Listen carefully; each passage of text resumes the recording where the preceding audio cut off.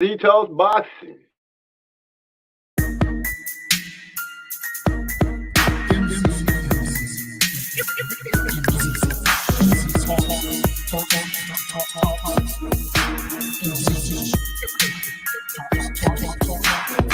Let me make this abundantly clear.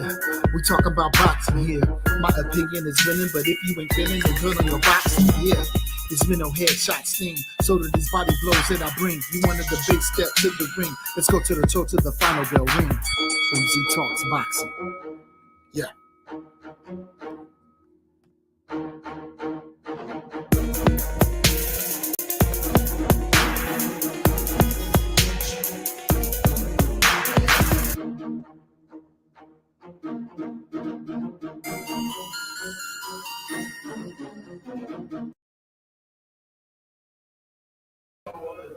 Man, what's up? We are back. We are live. We're going to go ahead and do it like we do it. We're going to sit back for a few minutes like we usually do. Let our family start to trickle in. And then we're going to go ahead and get on about everything. Tonight, we're going to talk about the NFL, the Super Bowl specifically. How good of a game do you think it was?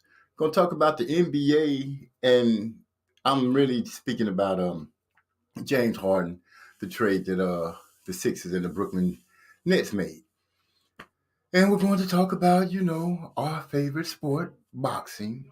So while we sit back and wait for our family to start slowly filing in, I guess I can go ahead and pull up a little music and let that get to going for a second at 2 or 3 or 4 or 5 until we get to doing what we get to doing. Got some good questions that I'm going to be asking, and hopefully you guys can give me some answers once you get in here. So with that being said, let's go ahead and say,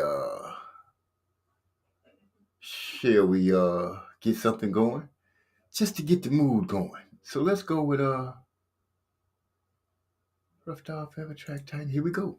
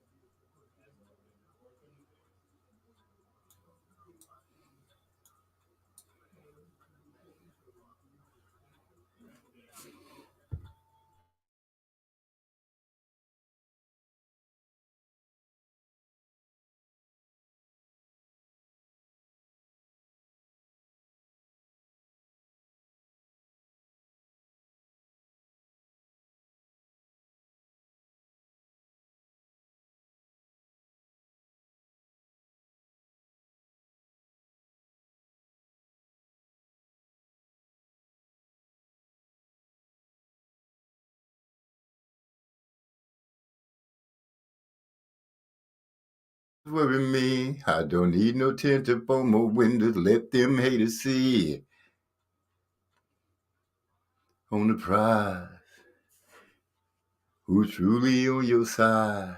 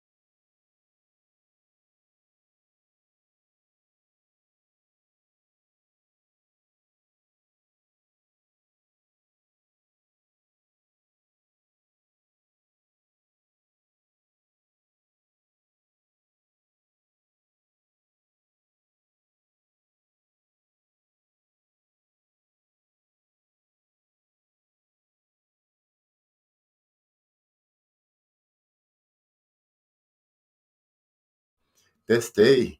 By the time you realize we got a problem, then it's too late. What's going on? What's going on? What's going on? Ooh, so the music just trying to do its thing without me telling it to. What's poppin', family? You know how we do. We start off slow and then we get to rolling. Trey X in the house. Salute, salute. Yeah, I'm on here by myself, my brother, but I will be digging deep tonight.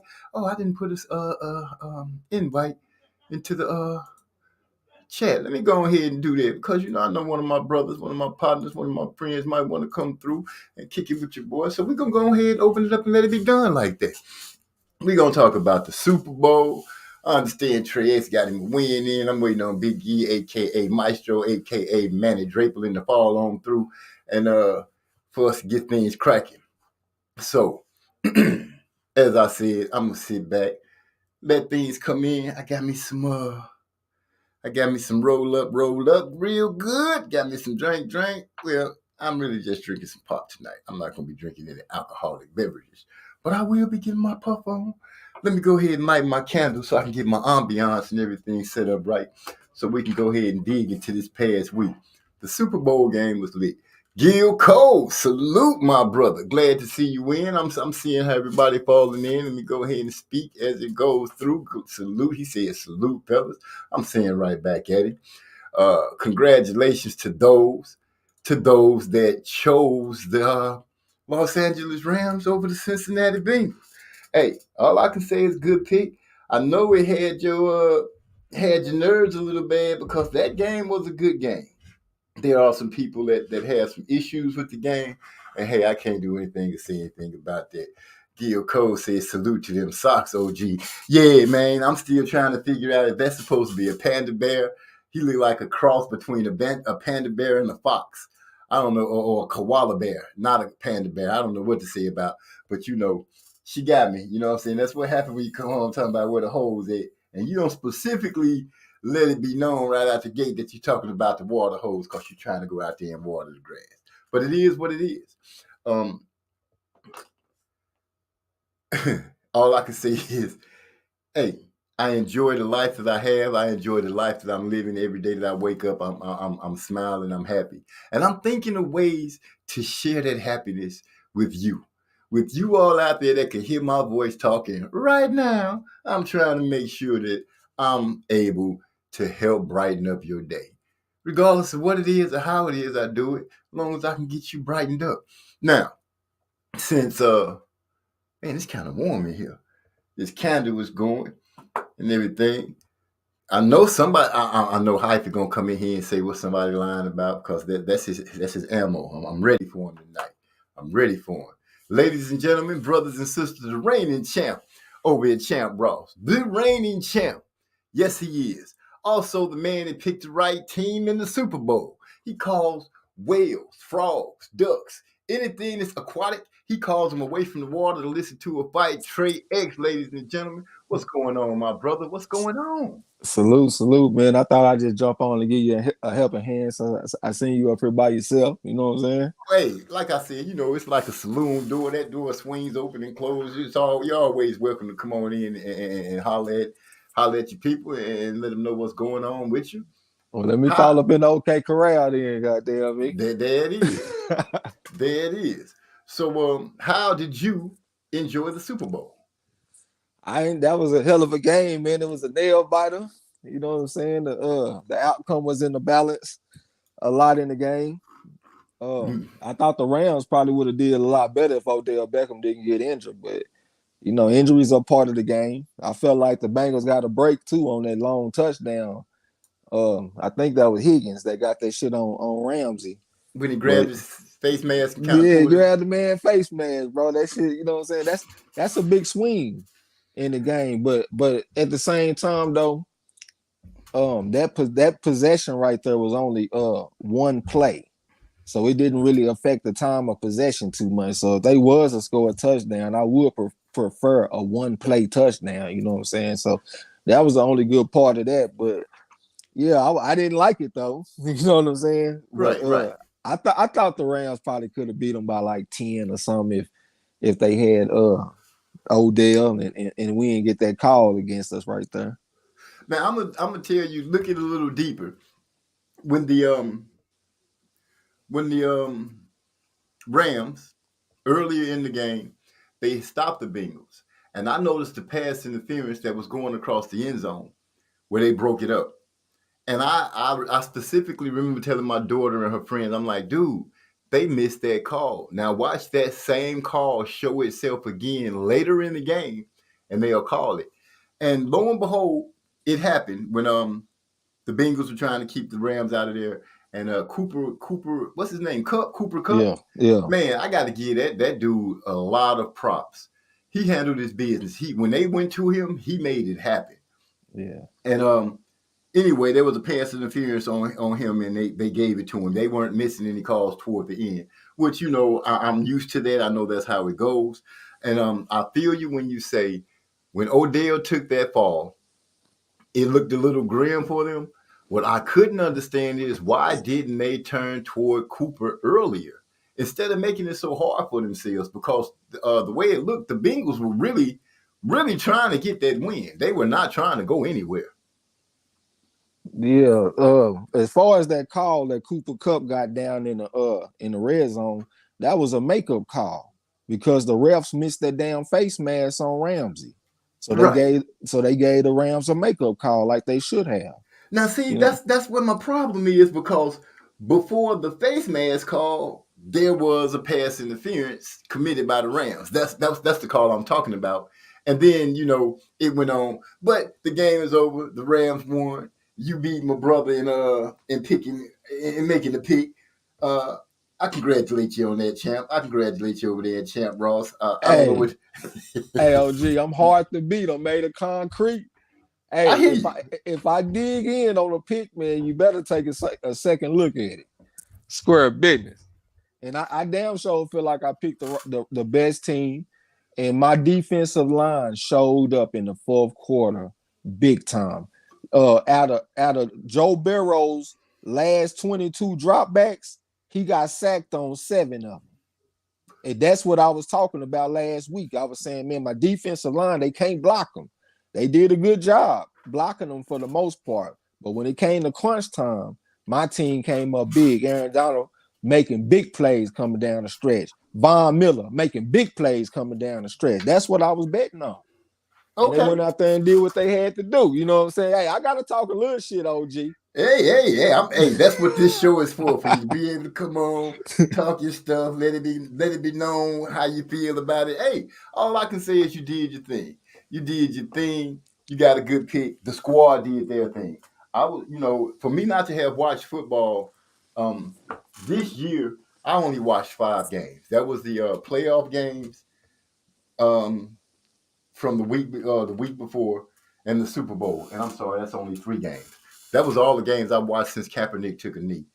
And if you guys hadn't spoke so often and so much about how good the games were the prior week, I wouldn't have never checked them out. That's just to be honest. Gil Cole say I picked them Bengals. Didn't want to see another team win a Super Bowl at home.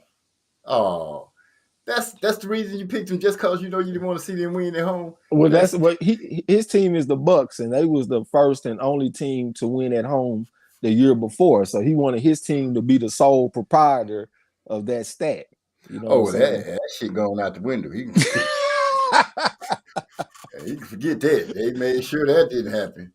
You know Hey, what I'm salute the saying? maestro, man. He just sent my cash out. You know what I'm saying? So hey, he a man of honor. He's a Hey, that's gentleman. my big bro, man. He gonna do what he's supposed to do, even though he took a spill in the pit. He gonna do what he's supposed to do. Yeah, that's a man of honor, gentleman. A scholar and a gentleman, sir. A scholar and a gentleman. Yeah. Let's go ahead and keep it like that. I want to touch on something. Bringing this picture up, I'm sure everybody sees that's Cooper Cup doing his thing, but I'm going to show up something right there where it says LA Times poll 45% of the Republicans say the NFL does too much for black players. That a bitch? Now, over 70% of the NFL is black. Am I right or wrong here? I believe I'm pretty much correct. I've been hearing these numbers like all week. And 45% of Republicans, I'm just going to say what they're saying, have the nerve to say that the NFL is doing too much for black players. What exactly has the NFL done for black players?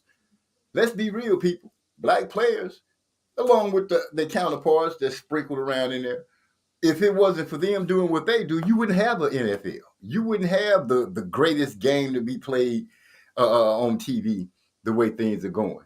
So I say shenanigans with that.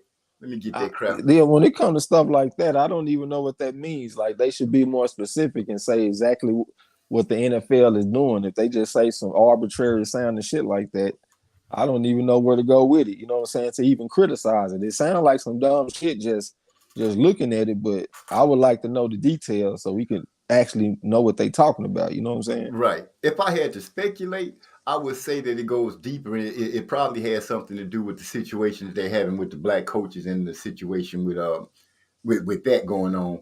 How people have been getting on them and complaining about how the NFL has been run. How come there aren't any black owners? And you know why the good old boys keeping them from being able to get in? Why aren't there any? Well, now there's two head coaches, but I don't really think they count because one of them, they were picked after the fact that the shit show started hitting the thing. So I'm going to just leave it at that, let it marinate on people's brains, and keep rolling. Gil Cole says, exactly, Trex, karma. What that say, Bia? Karma a bitch. Yeah, okay, I missed the That failed. That failed call came back to bite them. Okay, I feel you, Gil. I feel you. But the only thing I know that came back to bite anybody was the fact that they came and kept your team from being the only team to win the Super Bowl at home. I'm sorry that they took that from you, but you'll get over it, I'm sure. Hey, I ain't gonna even lie, man. When it was down in crunch time and we needed to make a play, I was sitting up there like, damn, I'm really relying on a white boy receiver to go win this game for me. I was like, this is what this shit then came to. I don't think I ever been in that position before. You know what I'm saying? I need a white boy receiver to go win the game for me. Like, bro, that shit just sound crazy even saying. But he went out there and did what he had to do, man. So he like a unicorn or something. You don't really see wide receivers that's white and playing on that level. He had the most yards of any receiver in the season. He won the Triple Crown. He got the MVP. I think he got Super Bowl MVP. He got the most yards, and I think he got the most touchdowns for a wide receiver. And they said Jerry Rice, he got them same 3 accomplishments, but Cooper Kupp got it all in 1 year. So it was like a big deal. So he went out there and did his thing. You know what I'm saying? And yeah, I put him in the company of Wes Welker and the other guy that took Wes that was before that came before Welker or after. See, but that's the thing though. They all slot receivers. Like when it comes to Wes Welker, Danny Amendola, the one that used to play for the Colts back in the day. I can't even think of his name, but this guy's a wide out. He's not a slot receiver. Okay. He is on the outside playing the receiver that Randy Moss and Terrell Owens and Randy Moss. Michael Irvin, Jerry Rice. Like he's on the outside. He ain't in the slot. So that's why it's an anomaly because we done seen Wes Welker before. We done seen all that shit. So if it's another Brandon Stokely is who I was trying to say. We done seen these white boys in the slot. So, that ain't a big deal to us no more. But to see him on the outside going against number 1 cornerbacks getting double teamed and he beating that shit, I've never seen that before. So that's why it's a big deal. You know what I'm saying? Right. And I took my hat off to him the minute he started doing what he was doing in the game. All I can do is look in pretty much amazement. Not that the fact that he was white, just at the fact that there was a football player that could step it up like that in crunch time in the game. I'm just going to say he was a good football player. I'm not going to put a color on him because I don't want the people to start thinking that I'm just being a little too harsh. So with that being said, good play by a good football player. Well, even ESPN and a lot of places are even talking about that. They'll highlight it. That kind of stuff whenever they get the chance, you know what I'm saying? So we ain't saying nothing that ain't been said. Hell, it's surprising to everybody. That's just like if I remember one time, I can't even remember who this dude was, but this white boy went out there and ran a 4.3 and a 40. And Deion Sanders went out there and gave him some dap. You know what I'm saying? Because we don't see white boys running that fast. And Yeah. Some people they kind of took it the wrong way, but a lot of people just like it is what it is. White boys be slow, and this one fast. You know And what he I'm can saying? catch, and he tough. Well, So I was talking about that other white boy, yeah, but Cooper Kupp, yeah, he can run, he can catch, he tough for sure. I felt like the MVP was his. Gil Cole said they don't like Eminem taking that. Oh, he said that the halftime show was dope. Then he said they don't like Eminem taking that knee either.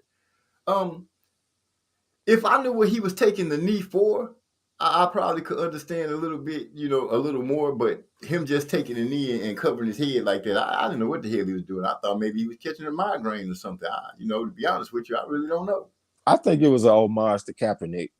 You think so? Yeah, because the NFL, he went to the NFL and told them he was going to do it, and the NFL said that they was cool with it. And the only thing that they can be opposed to is a knee in protest that Kaepernick did. If Kaepernick would have never did that, it wouldn't have been no reason for him to go to the NFL and tell them that he was going to take a knee. So it was definitely an homage back to Kaepernick. You know what I'm saying? Okay, where the hell that inside scoop on that? I understand that. They were talking about that today on Undisputed. Skip Bayless said that the NFL said that they were cool with the knee because Eminem told him he was going to do it. Okay. And then at the same time, what the hell are they going to tell Eminem now? Shit, he bigger than any star they got. You know what I'm saying? And it's a big deal to have all these motherfuckers come perform at the halftime show and shit. Dr. Dre, you know what I'm saying? He don't even do a bunch of he don't even do a bunch of performances. Mary J. Blige, you got all this shit, Snoop Dogg, all these dudes, Kendrick Lamar. You know what I'm saying? What they gonna tell them? Now, shit, that motherfucker Eminem can do what the hell he want to do, and all of them can. They all could have took a knee if they wanted to. You see Snoop Dogg got him up there, walking in Dickie suits and shit. Man, he was in full flag, wasn't he? He came out there full Crip. I don't even know what the language the Crips use, but I know he had on a lot of blue. I started to go get me a Dickie suit. Oh, he made you feel like that? Feel good. Okay, it made me feel good too, but I don't think I want to go get no Dickie suit. I'm too old to be trying. I'm just saying, school. We done been through the skinny jeans and shit, man. It just felt good to see some shit on TV that I can relate to more than this weird Russell Westbrook dressing shit. LeBron James, the way he dressed. Me, these people dress like weirdos. So it is quite strange. Yeah, so just see some shit like that. It just felt good to take me back to my childhood because that's what they were wearing back in the late 90s and shit. You know what I'm saying? The only thing he was missing was the gangster flip flops. Or the D-balls. That's what we used to call them. That's the only thing he was missing. Yeah, the D-ball. He had to came out there with that. I would have been like, oh, Snoop he didn't take it all the way back. All the way back. Yeah, that would have killed me if he did that, but I've been laughing like a motherfucker. Yeah. Not only that, but I got some other news that's gonna mess with people.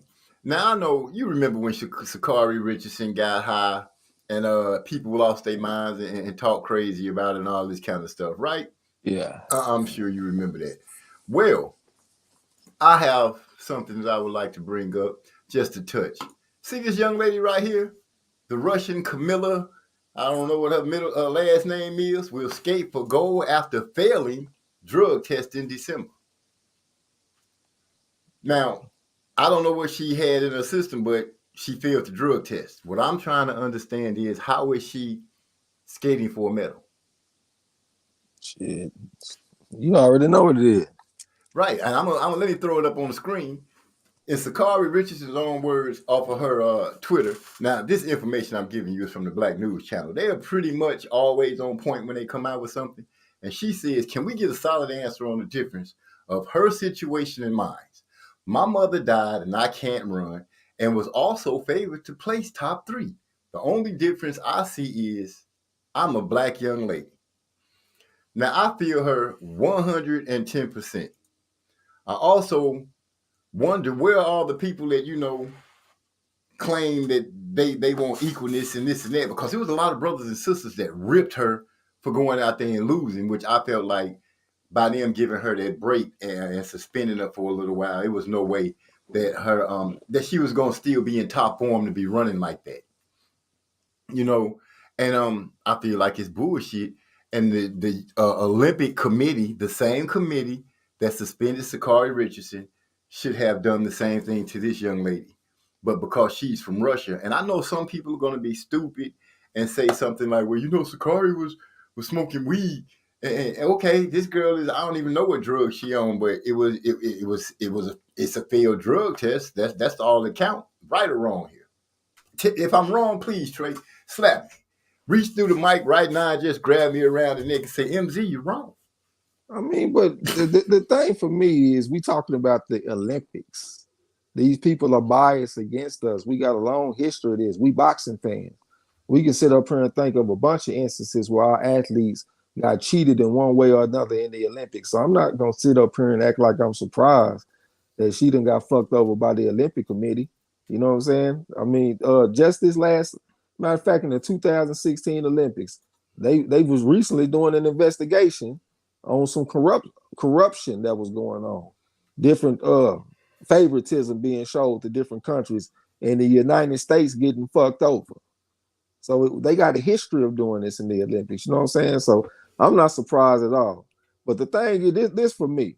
See, this is the thing. As the Olympic Committee, they gonna do the fraudulent shit that they do. But as far as all that criticism that Shicari Richardson faced on the internet, this Russian chick, she ain't gonna face it. And I'm gonna tell you why. Because a lot of the criticism came from Shicari Richardson's own people. Her own black people rallied against her and drug her through the fucking mud whenever she failed a drug test and whenever she lost that race to them goddamn Jamaicans. And it was her own fucking people, man. You are right. And I'm not going to ignore that either. I'm not going to get here and act like, well, it was all white people that was getting on Shicari and now they showing favoritism to the Russian. It was her own fucking people that was leading the charge, man. So them same people that was leading the charge against her, they need to lead the charge against this Russian chick, but I bet they ain't going to do it, though. You are so right. And that's what I meant when I said, you know, where are the so-called people that it got to be like this and it's got to be right and all this kind of stuff. They full of crap. We all know it. I just wanted to bring that to the forefront and let people know. Big E showed up in the house, man. He say, salute, fellas. You a little late, big bro, but Trey X said you are a gentleman and a scholar because you handled your business right out the gate. So we're going to let that be known. Salute, Derek OG. Bailey just came through, and I want to scream out real quick. Salute to Derek Bailey. He said MZ talks boxing. Okay, wait a minute. He got it was a hard drug that increased endurance. Oh, really? How much endurance do you need to ice skate? What kind of bullshit? And I'm not saying it like that, but you know, color me dumb. But you know, you ice skating. How much endurance do you need? Do it. I'm gonna have to talk to my wife because she's ice skated before. I've never tried it, so I don't know if you need some endurance doing that or not. I think what he's trying to say is worse. Shicari Richardson, she trying to get high, and this chick fell for a performance enhancing drug, and she's able to continue. You know what I'm saying? So it's even a worse situation. And nobody is pointing it out. Not anyone. Where are my YouTubers that was beating Shicari's ass talking about, oh, she should have shut up and just been humbled and all this? I hate when people say that. Oh, now that you took a loss, you humble. Bitch, so since I'm winning, I gotta, you know, you don't like me because I'm winning. So once I take a loss, then all of a sudden I need to be humble. Shut up. Just stop. Get out the way. Hey, I'm gonna talk my shit too because whenever they was dragging her through the mud, I had called it out on some live streams. I was never behind that shit, bro. You know what I'm saying? Like young people make mistakes, my nigga. That's just part of the game, especially when you done went through something traumatic. So the girl, she done already lost her mother. So, you know, she trying to cope with this shit, however she cope with it. So then when she, you know, get kicked off the team or whatever, I'm supposed to kick her while she down? And that's some player shit. And people think that's cool to post that shit on the internet about their own little sister, basically. Like, that's some dumb shit to me. And a lot of these people say that they pro-black. That's why I don't be listening to all that people talking that pro-black shit. I look at your actions. You know what I'm saying? If your actions are contrary to what you're saying, it's some bullshit. And I saw that there was a lot of bullshit on the internet when it came to that situation. Right. I'm with you 100% on that, bro. I'm with you 100%. Social scientists in the house. What's going on, brother? The That's the doors is Kane. What's open. up, bro? If you want to fall through, he say, bro, you supposed to be calling this Music Soul Child versus Anthony Hamilton versus. Well, who is who? I ain't even know nothing about that there. I didn't know. Maybe he's saying that that's what the name of this should be, but you know, he can come on and let me know if I'm misunderstanding in any kind of way, shape, form, or fashion. Hey, that sounds like a good matchup though. Yeah, it would. Music Soul Child and Anthony Yeah. Hamilton. Yeah. Man, I could sit back and listen to that, put something in the air. Matter of fact, bro, what you got over there cooked up tonight? Are you talking about me? Yes, sir. Like in the gas pump? Yeah, what you got in your gas pump? Oh man, I still got this Tahoe OG shit, man. They've been selling these 2-gram tanks and shit. Them hoes been lasting me for a long time, man. They be having me out of there too. You know what I'm saying? I really been having to kind of chill a little bit, man, because that should be making me want to just lay down and be lazy and shit. You know what I'm saying? And I'm the type of motherfucker that like to read books. I just knocked off a new book and shit. You know what I'm saying? It's called All Blood Runs Red: The Legendary Life of Eugene Bullard. He was a boxer, a pilot, a soldier, and a spy. I think he was like the first black fighter pilot. It's by Phil Keith and with Tom Clavin or some shit like that. So I'm about to check this book out. I'm excited about that. You know what I'm saying? I am a nerd. Oh, you haven't started on it yet? I just got it yesterday. Okay. Well, let us know if it's a good read coming through. My daughter got me a book called Watership Down by Richard Adams. The reason she got it for me because for years as they were coming up, I would always talk about this book, the Watership Down book, and it's crazy. It's about some rabbits, man. It's about some rabbits, and they on a journey trying to find them a new crib. But the thing about this book, what's so endearing to me about this book, is at one time when I was in school, about the third grade, one of my teachers had let me, she let somebody take me from class, and it traumatized me, and I was hating school. And until I got in the fifth grade, my teacher, Miss Patton, had took time and paid attention to me being a troubled kid because, back then in the 70s, people was missing that. They weren't understanding. And she used this book to get me interested again in school and learning. And once she got me back interested, it opened up doors. I was willing to learn again. But prior to that, I wasn't trying to hear anything about. I was always in the office, just doing shit. I wouldn't. Let's get our schoolwork done. Fuck you.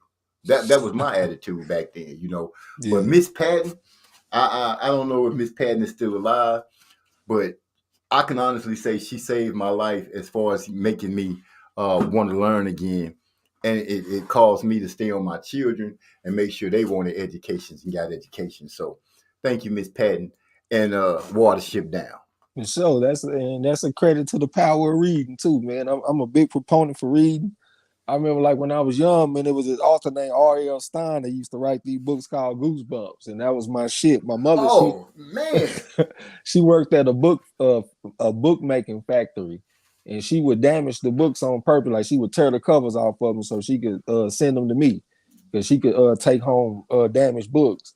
And she used to send like a big box of them motherfuckers. And I used to like literally read them in one day and shit. You know what I'm saying? So that was like a big thing for me, man. So I ever since, I just love to read. I feel you on that. Hey, let me know if that book is a good book. We might have to start up some kind of book club, passing names back and forth, because I like to read, and I like to find out things that people just don't find out on the regular, stuff that you be like, oh, I know how that going, and people looking at you like, why would you know that? I like that feeling to just say I know it because I read a book about it. And it's been a lot of things that came through in my life that situations come up and I'm like, oh, I know how to do that. I read a book on it. Yeah. So that Big E said, appreciate the gentleman and a scholar. Yeah, for sure. Dig Bailey said exactly. Trey, I don't know what he's saying exactly about. Oh, y'all talking about Shicari, I think. Okay. Anthony Hamilton murking this boy out here. Oh, so I can see saying, No, bro, versus the concert. It's on right now. That's Music's what we talking about, nigga. We know what a versus battle is, like Dipset versus the Locks and all that shit, nigga. yeah, but he telling us it's on right now that I should be calling it. I wouldn't know how to call it. I wouldn't even know where to begin. He probably talking about me. I'm supposed to be calling him. Now that would be something. So Bruce how the Gold. hell I'm gonna call a damn concert? You know what I'm saying? I'm just getting out there with it. Salute to Bruce Goals, man. What's going on with you, Bruce Goals, Boxing Jazz and more, man? Bruce be coming up with some good little guests on his show. You know, out of nowhere, you look up 1 minute and Bruce got somebody. You like, damn, Bruce got some connections, man. I go over there and check him out, and I just be enjoying the fact that he be doing it like that. It's fun over there, but Yeah, Bruce a player, man. I was on the panel with Bruce, Big Duke, and Ray Mercer not that long ago, but the audio or some shit was fucking up, you know what I'm saying? But it was still a player though, because we chopped it up with him a little bit behind the scenes before we had went on. I had got a chance to tell him that he is the author of my pops' favorite knockout of all time. So that was kind of cool to tell my pops. I was like, hey, pops, man, I talked to Ray Mercer today. I told him your favorite knockout when he knocked out Tommy Morrison. He was like, oh, yeah? So that was like some player shit, you know what I'm saying? oh But yeah, yeah, that salute is to Bruce something. Gold. Yeah, all day, all day, all day. Hey, speaking of that shit, that's my jam right there, bro. I swear to God, because I had asked you to send it to me again because I accidentally erased it because I had erased all my emails and shit, and I thought I had that locked up to where it couldn't be erased, but I didn't. I was sick. I was like, damn, I gotta get that bitch resent because I jam that bitch every day. It Oh put me in a well. good mood right away. Oh well, glad to hear that, man. And my little brother Carls would be glad to know that too. The whole camp would be glad to know that. So I had no problem sending it back to you. I understood what was going on. Now, let me get you to give me a drop. How is your candle from HWX, man? Well, I ain't fired it up yet, but it got a real nice smell to it. You know what I'm saying? I Hey, like you it. It's a good smell, but it ain't just super overpowering. It's kind of chill. But I still got to fire it up and see how it is when it's burning, though. You know what I'm saying? right. Well, let me explain to everybody this. The good smell that he's talking about right now is called the cold throw. That's how your candle is supposed to smell without fire to it. If you can smell it like that, that lets you know that you could have a good hot throw. So you can count on that. Lighten up your room or whatever you needed to do. And yes, sir, it is lavender like you asked for. So I hope it gives you the cooling, the soothing sensation that you need to help you get some relaxation. So when you're ready to lay down and kick your feet up or whatever it is that you do. I'll give you a review when I fire it up. And I'll be waiting. Bruce Gold said we did another with Mercer. We chopped it up for 3 hours last Friday. Oh, Trey, you missed out on that one. Yeah, that was early. I couldn't go in there and see that one. I had came through and hit like later on though. Okay, okay. Well, shoot, you did what you did. Dig Bailey say, send me a copy to MZ. I got you, man. You're gonna have to come through D and give me an address or something so I can send it to y'all. And What he something talking else about? A candle on that all day? he talking about all day. He Yeah, that gave all me day be jamming, boy. man, I'm glad. It's always nice to hear people that don't have any like really ties with us to tell us that our music is okay because you guys can tell us, man, that shit bump. Like family won't tell you that. They'll try to spare your feelings, but the internet is undefeated. It's raw. It's gonna tell you exactly what it feels and how it feels. I want to True let you player though. guys know y'all can check MZ out. I'll be telling stories over on Spotify. I got me a podcast that I'll be telling stories from when I was growing up, little dumb shit that we used to do. I'll also be featuring the music over there where you can get your hands on the tracks, the songs and everything like that. Subscription based like $4.99 a month. But the music tracks and the longer stories will be exclusively for you or whoever goes over there and join. Won't nobody be able to just jump on there and hear those songs. So it'll be like your own private playlist that nobody else can get to. Oh, we got somebody else joining the stream. We got social scientists in the house, ladies and gentlemen. If I had Master Rod here with me, he'd be hitting the sound effects and giving you a round of applause. But his computer is tripping right now. So collectively, I say what's up to my brother, Master Rod. What's going on, social scientists? Give myself my own goddamn applause. Hey, what up, man? The Kane, what's up, bro? Nothing, man. Chilling, watching this versus. Yeah. Who you got this weekend in the fight? Oh, my bad, OG. No, go for it. Wait, who fighting this weekend again? What? You know we got Amir Khan and Kell Brook. Amir Khan and Kell, man. I don't know, man. I think Kell Brook is I don't know. I kind of leaning towards him before I saw Khan training with my boy Bud. Like I said, man. So I don't know. I might have to go ahead and roll with Khan. Bud can show Khan some tricks, but he can't give Khan any heart. You right about that. So but then on the same thing, Brooks been punched in his face enough times that you know, ain't no telling how he gonna react, because when Terrence Crawford hit him in the face or in the eye, whatever, he almost folded away. He just started falling down like that man hit him with a sledgehammer, and it didn't look like it was that hard of a punch.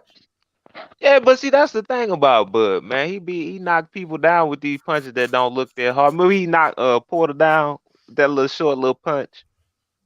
Right. I don't know. It's just something about the way Crawford know how to catch people, man.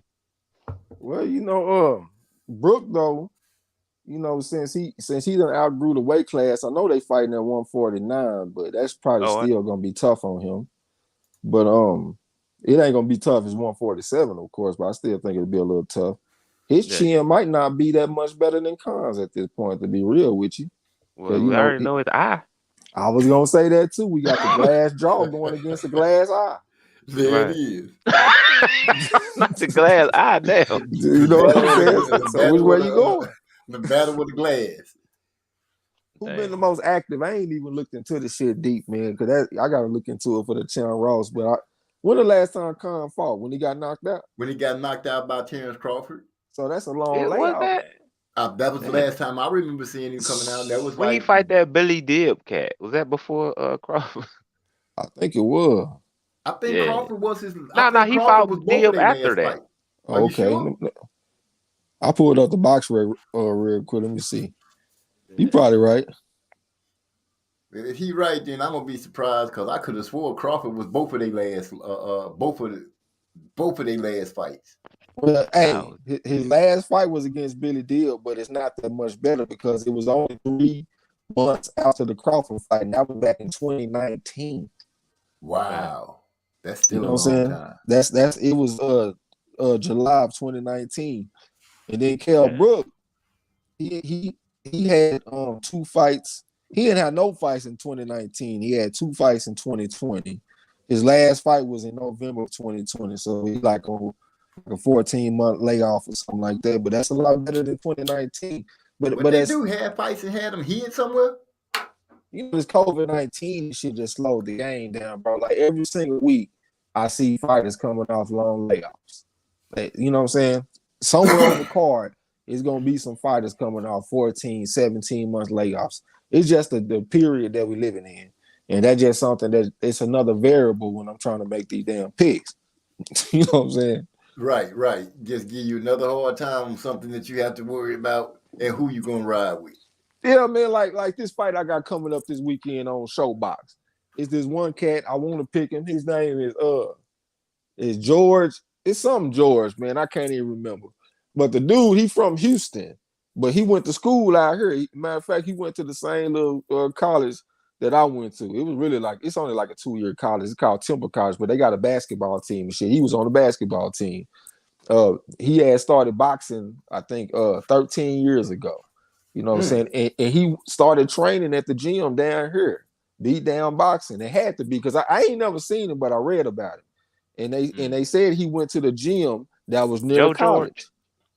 I think that's his name, something like that. But They say he went to the school that's near the college. There's only one boxing. I mean, he went to the gym that's near the college. There's only one boxing gym down here in this town. It's beat down boxing. Unless he went to the gym that's near Fort Hood, and it wouldn't really make sense for him to go way out there. You know what I'm saying? Right. But since then, but he started boxing late because basketball wasn't working.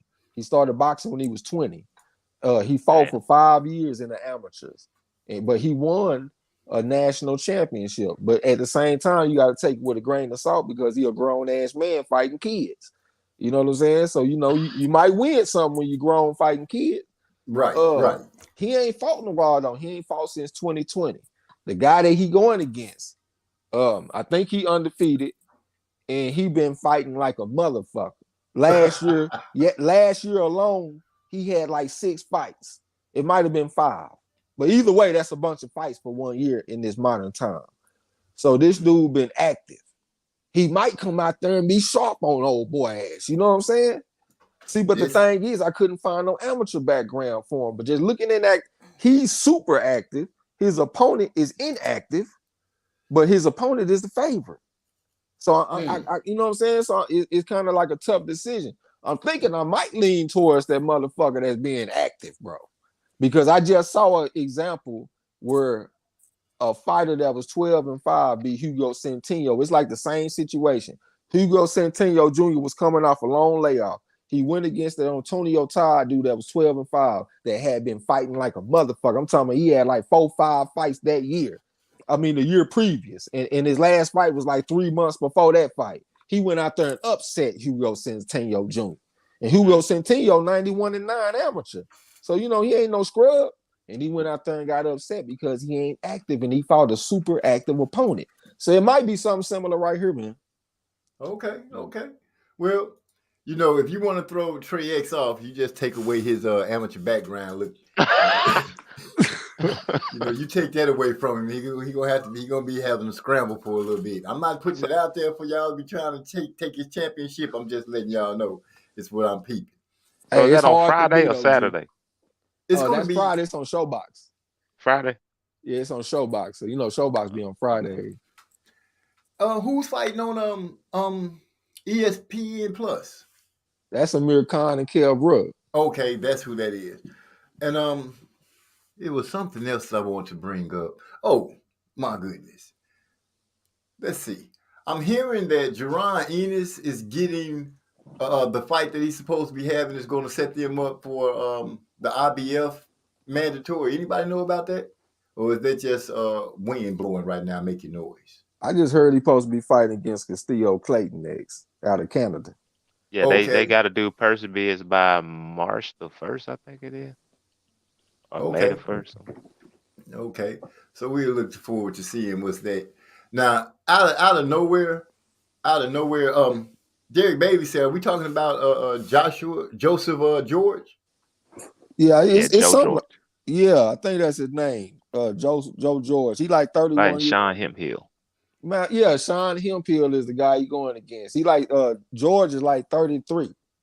You know what I'm saying? I think his opponent might be like in his prime too. I think he like in his mid-20s. Oh man. And he's active? Active, man. If you look at his box, if you look at his box rec, man, the dude got a bunch of fights in 2021. Yeah. You know what I'm saying? How many fights he got, bro, if you're looking at it? 3. 3 fights in 2021? And then he done had one in 2022. I don't know why. I must be one thinking last about month. somebody else. I was just gonna say this year just started. I must be thinking about another fight then. I must got him mixed up because it was somebody that had like 6 fights in one. As a matter of fact, I know who I'm thinking about. I'm thinking about the dude that's in the main event. Now let me find that shit real quick. I know what I'm talking about. Well, while you look that up, I'm gonna bring attention to the fact that Dante Boxing Nation, I know y'all know who that is. He didn't put out that the zone and David Benavidez confirmed that Demetrius Andrade is supposed to be his next fight after whatever fight he got coming up. If that's true, man. Well, that's the fight he won. Who said that? To fight? David Benavidez or Benavidez said he want to fight, but he said he want more to fight Andrade than he would want to fight Canelo. He want more money to fight Andrade. He said that shit. Yeah, they got the clip. I saw the clip on Twitter. What's his face? Nestor from Boxing Voice was asking him, and his little manager was saying that they want more to fight Andre than they want to fight Canelo. After Lemieux. That's what Yeah. Derek Bailey said after Lemieux. Hey, I would love to see that fight. You know, we've been wanting to see either him or Charlo or somebody get in the ring and fight Demetrius Andre. I'm sure Lala D gonna do about 900 cartwheels when she find out because you know she feel like people just be disrespecting Demetrius Andre, man. Hey, I stand with her on that. Yeah, people they've been dancing around him like he don't have feet. You know what I'm Mhm. saying? So that's crazy. So for him to if they iron it out and make that fight happen, I will be watching with my eyes wide open with bated breath, listening to Trey X call it blow for blow because I'm sure he Yeah. wouldn't let that one go. Oh man, yeah, we're gonna call the frog out of well. Hey, There it is. the fight that I was Hey, talking I pay about. for y'all this own description that month too. Don't worry about it. I got y'all. And shit, just log, just let me log into your shit for one night, man. We ain't got to All do right. all that. Oh, all right. And you can just change the password if you think I'm gonna stay on your shit. but look, the fight I was talking about was Jermaine Ortiz versus Nahir Albright. Jermaine Oh, Ortiz is the decorated amateur. He was 114 as an amateur. I couldn't find none of his accomplishments and shit though, but they used the word decorated, so I assume that he won something. You know what I'm saying? And he going against this guy named Nahir Albright. He lost in his first fight. He lost in his professional debut. Jermaine Ortiz, by the way, 14-0-1 with 8 knockouts. He had his last fight was a draw, and I think he coming off a layoff. And now here Albright, he 14-1, and he lost his professional debut. He lost by majority decision. I couldn't find his amateur record, but BoxRec said that he has had some fights. So I don't know what the record was, but he has had some fights. But he the one that's been super active. I ain't even looked the shit up, but I know for a fact in 2021 he had about 5 or 6 fights, and he going up oh, against a guy that's coming off a long layoff, but he had a decorated amateur background. And I think he's a little bit smaller too, because when I looked at the fighters, now here Albright, he looked like he had a little size on, a little bit of height, a little bit of reach, you know what I'm saying? So that's another one that I'm kind of mulling over a little bit. okay. Derek Bailey said that Benavidez wants $7 million to fight Andre. I gotta say what's up to Hyphy. Appreciate you coming through. What kind of regular you fake choking on tonight, MZ? Hold that down there, pimping. Hold that down, cause one, we ain't gonna be smoking no regular. Two, I never fake choke. I choke up a lung before I fake. That's just what it is. So, but hey, I appreciate him coming through. He shoots slugs at me like that. At least that let me know that he feel like I'm all right. So Oh yeah, I feel a player. He a troll, but he a player though. yeah, I realize that. Now, the man who claims that he'll fight everybody and fights nobody. I want to get you guys' opinion on the simple fact that Ryan Garcia has left Canelo's gym and is now with Goosen. I don't know what his first name is. Something the white Joe Goose. Joe Goosen. Which to me, if he's a good trainer, some of the stuff that he be talking about in the ring, I'll be like, dude, that dude don't know what he's talking about. Because I listened to him and Lennox Lewis talk one day, and he was just going against everything Lennox said. But what do you think about Ryan leaving Canelo and Reynoso and going over to Goose? I took it as a good sign because I look at Canelo and them team. That's like Hollywood. And this motherfucker Ryan Garcia, he already Hollywood. He don't need that. He needs somebody gonna kick him in his ass and make him do what he needs to do. And that's the type of coach that Joe Goosen is. I don't look at him as no fucking Jack Blackburn or no George Benton or something when it comes to a boxing mind. But he remind me of the amateur coaches. They don't really just necessarily know a whole bunch about boxing like the way the pros do, but they know how to get the fighters in shape, you know what I'm saying? Make the motherfucker be disciplined and do what he got to do. Cause that's a big part of the game, man. Working hard and shit like that. And they wasn't able to get Ryan to do that over there. They was complaining about it. They was saying that he wasn't showing the dedication that he was supposed to show. So for him to go hire a hard-nosed coach like Joe Goosen, I think, you know what I'm saying? I thought it was like a good sign. But one thing about him though, he's still at heart like a clout chaser because I saw that he was going back and forth with Tank Davis about who the bigger star and all this kind of shit. Right, right. And Go yeah, ahead. you need to focus on doing something. I mean, you got one win against Luke Campbell. That's cool.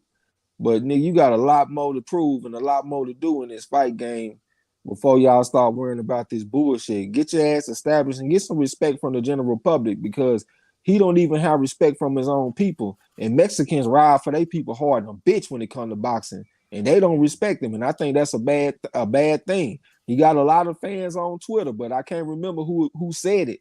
But a lot of his fans is like probably little young girls and shit like that. People that ain't gonna spend a dime on a boxing match. Teeny So boppers. yeah, so he needs to get real and go make a name for himself and get with the program.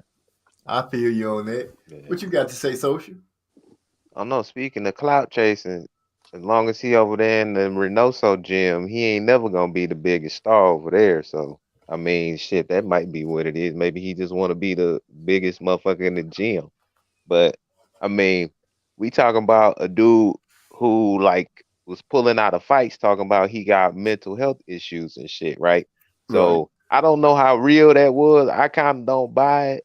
So he could just be a weak ass dude. And when Canelo came out here saying that, you know, he ain't dedicated and he need to get back in the gym, that shit might have hurt his feelings. So he like, man, fuck y'all, I ain't gonna train at y'all gym no more. So I could never say what's going on with Ryan Garcia. I don't trust nothing that he be talking about. I just think all of his stuff is just based around his little weak ass emotions. So I really don't know with him.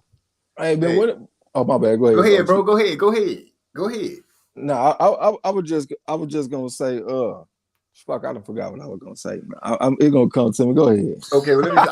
What I was going to say is, hey, great opinions and points on both sides from both of what you're saying, and I can say, social scientist, when it comes down to Ryan with the pulling out of fights and stuff like that, the boy pull out game is strong, but as far as fighting somebody, we got a problem with that, and I kind of lean with you and looking at him that way.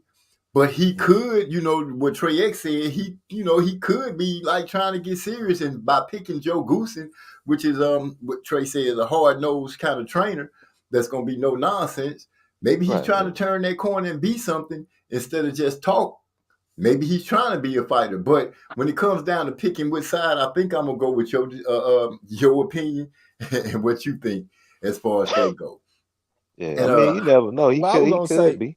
I was gonna say I don't buy that mental health shit because Yeah. because all right, are you hearing voices? You know what I'm Niggas saying? Like mad. He gotta be here, boys. I'm saying, but bro, that'll mean something. But if he say I'm depressed, like a lot of people like they'll look at their life and be like, okay, I don't have as much money as I want to have. I'm depressed. I don't have the drugs that I want. I'm depressed. I don't have the man or the woman that I want. I'm depressed. You know what I'm saying? But you're not really depressed. It's just your life situation. He in front of the fucking world. Everything he do is posted on the internet. That's good shit, and it's gonna be negative criticism coming his way too. Some people can't handle that negative criticism. You know what I'm saying? And then he did this after he got his big win. What happened? He got a lot of pressure on him. People say, hey, let's see you fight Tank Davis. Let's see you do this. Let's see you do that. You know what I'm saying? And people trying to put him in them tough ass big fights. And then all of a sudden now you got mental illness. Well, you got mental health problems. What does that even mean? What do you have? You schizophrenic? If it's something like that, okay, I understand. But if you just saying I'm depressed, bro, that depression shit, man, could just be a reflection of what's going on in your life. So that's why I don't go for that shit very easily. Like you really got to tell me some real shit for me to say, okay, yeah, I feel where you're coming from. But if you just say, oh, I'm depressed, I'm sad, I mean, fuck out of here with that shit. Yeah, I hey, mean that's the slippery slope with that mental health shit, man. Because apparently, there is something called clinical depression, where it's like a checklist and all of this. But I think a lot of people who just have, uh, who just feeling insecure and so forth and so on, they put themselves in that category when they really don't deserve to be. right. But my thing is this though, bro. I don't feel like people done changed that much in the last 100 or so years and shit. It's a rise of this kind of shit in the modern times. Right. Motherfuckers wasn't talking about no goddamn depression, probably in the 50s and 40s or some shit. I don't know. I wasn't around back then. But I Right. just know that people can sit at home on their couch and they can look at a TV infomercial or whatever, and that shit can come on and say, do you have this symptom? Do you have this symptom? Do you feel sad? Do you feel like you don't want to get out the bed in the morning? Do you feel like God would just take you away right now? Whatever the case may be. And they be like, oh, yeah, I do feel like that. Well, I think I got depression. If you go to the place, they gonna probably tell you, yeah, you got that shit, so they can give you some pills and sell you some shit. You know what I'm saying? Without a So Right. doubt.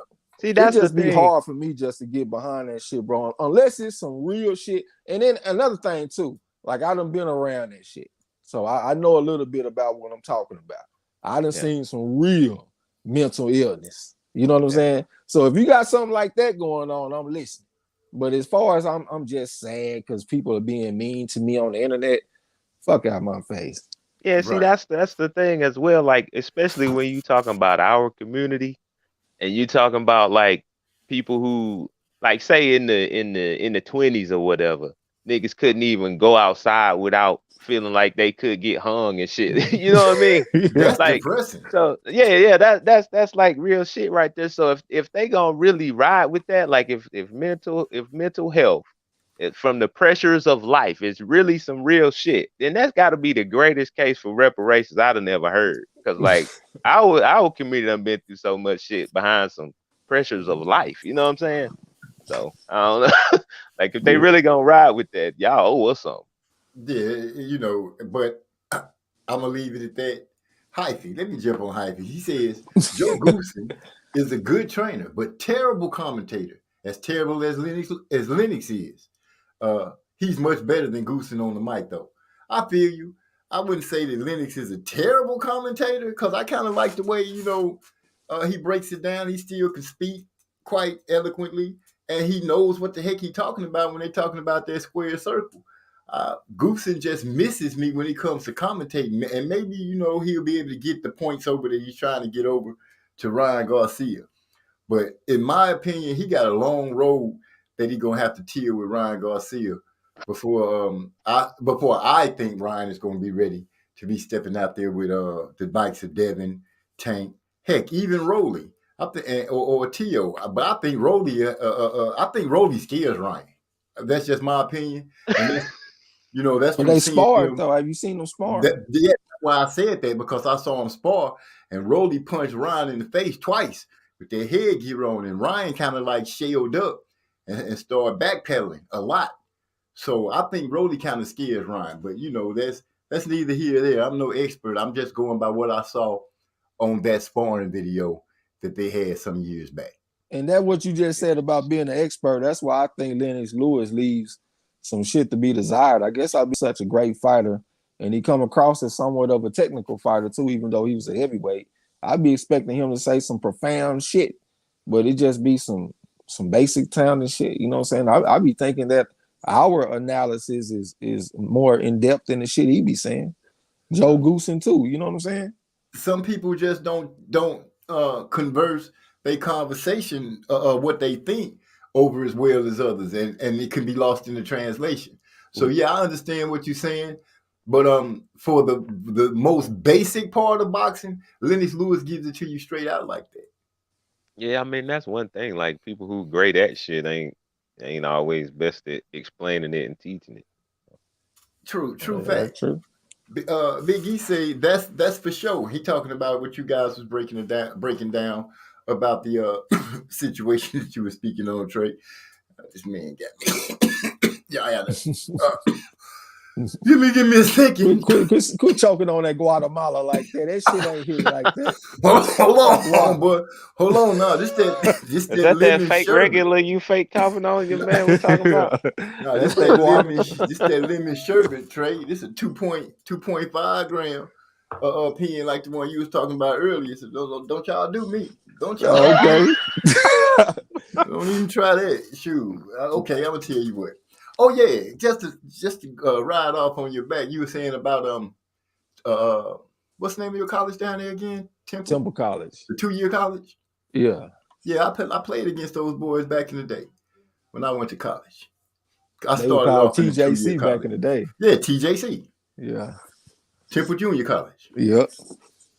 Yeah, so yeah, we put our foot up in there, kept it moving. Before I Hey, went. I don't have no connection to the motherfucker. Let me tell you something. I used to break their basketball team every year. Whenever they would get their scholarship money and they get their grant money, we have Right. a big ass dice game. It'd be me, my pops, some of my partners, and we go relieve them motherfuckers of all that money every single year. The shit stopped when they tried to rob us one year. They ain't really try to rob us. I ain't gonna say they tried to rob us. This what happened. I'm gonna tell y'all a little story real quick. Go for it. So I had the motherfucker round up and shit because I'm the one that go to school, so I'm the one that everybody know and shit. So I got everybody round up. Me and my pops. What we would do is we'll go put the pad down and we get a pad roll game on. If you know what that is, that's what's up. If you don't, well, you don't need to know. So we ain't got a bunch of money though. I probably got like $400. My dad probably got like same thing, something like that. So we go off in there and we lose to the motherfuckers. Like some shit that don't, out of all the times that we done put our shit down, that's one of the only times that we lost. Matter of fact, that's probably the only time that we lost like that. So we calling everybody, trying to get some money and shit. But because we live in Killeen. So we gotta go back to Killeen, go get some more money. We come back. All the dudes still there because they think they got some tricks.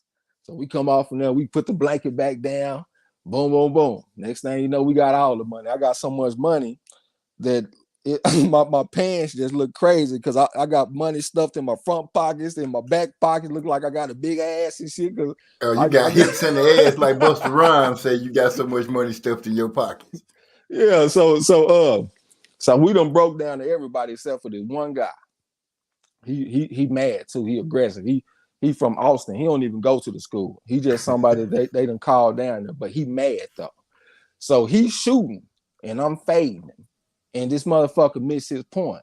Now, let me back a little bit because it was already getting tense. You know what I'm saying? So my dad, he slipped out to the car and go get a cigarette lighter and he come back. But he trying to give the impression of that he done went and got a gun.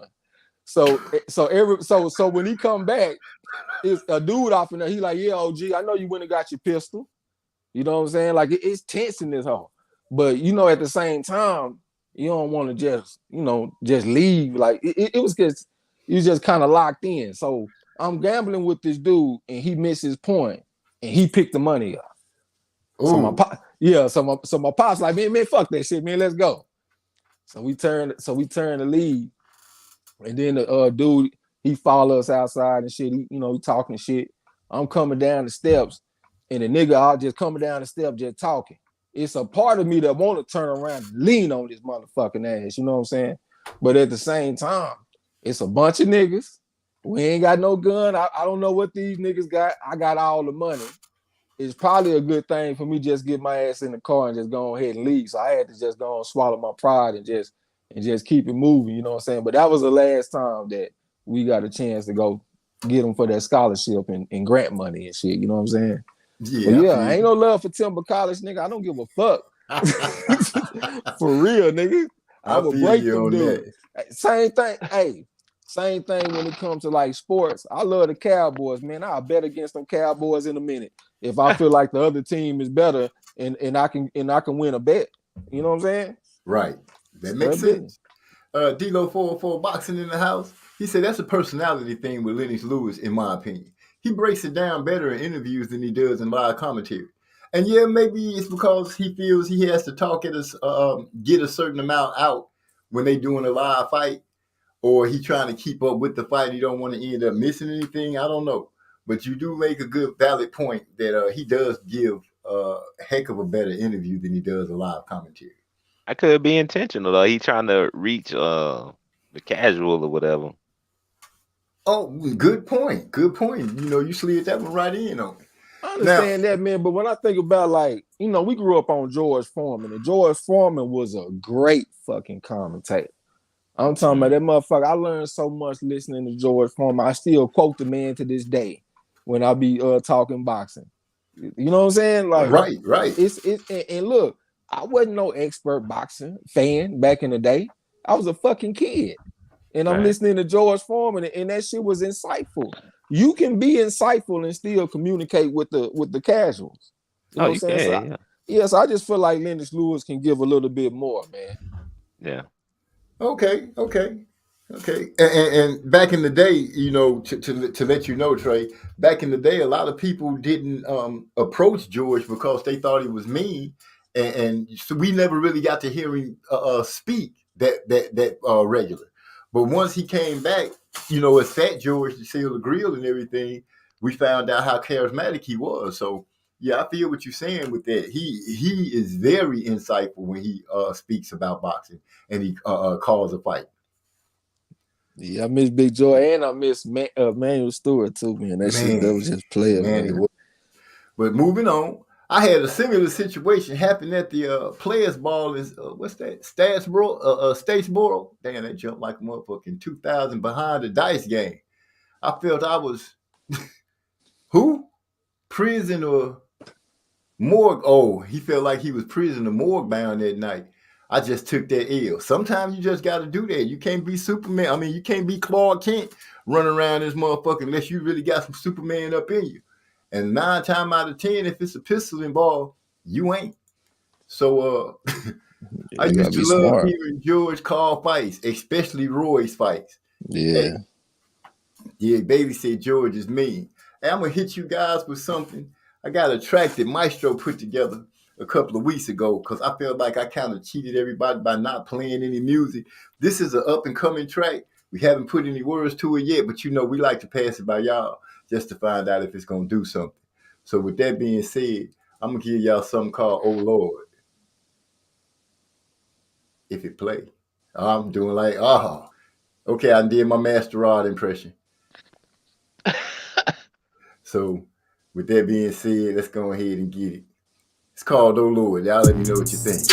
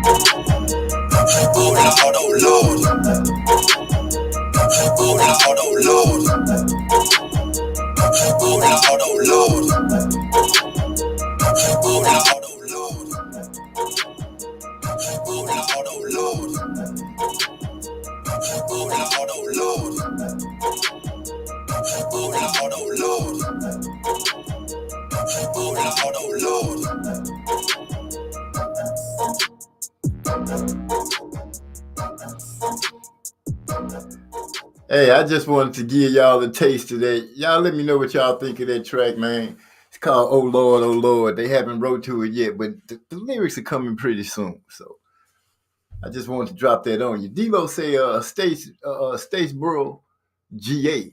My bad. I forget we all from different places. Man, how you forget as funny as I talk? You know what I'm saying? I know I talk funny, but it's all good. So what was I? Oh, so Devo for okay, appreciate the music notes and the flame. I'll let the brothers know.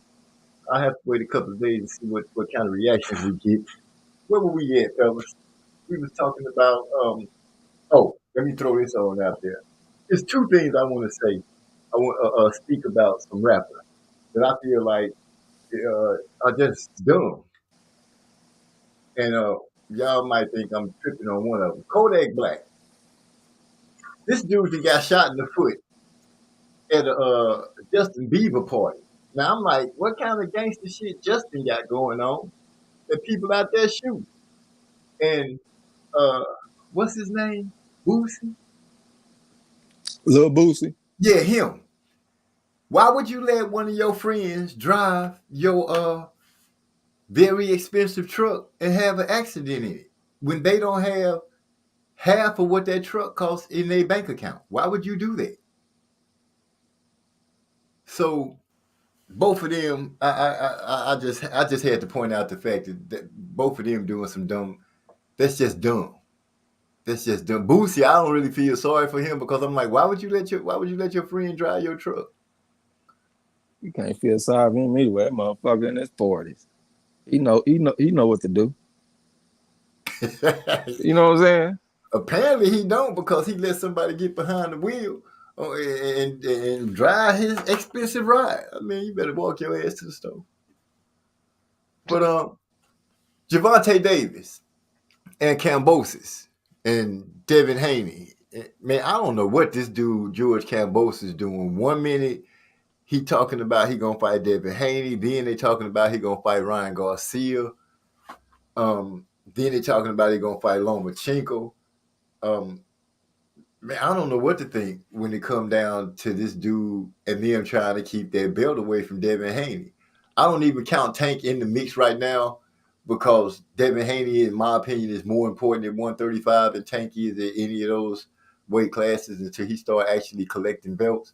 Right now, Devin has one of the belts at 135 and Kambosos is running from him, and it just don't make sense. It makes sense that he don't want no smoke. He don't feel like he can beat him. If he one fight away from undisputed, I mean, shit, you might as well go ahead and make that history. But exactly. Like he don't feel like he can beat the motherfucker. Well, they claim Haney priced himself out the fight. This is what Lou DiBella was talking about. Oh yeah, I did see that article on Boxing Scene. He had said that shit. What exactly does that mean? He want too much money or something. I don't know. He said he didn't want to say too much detail because he didn't want to negotiate in public or some shit in the article. Right.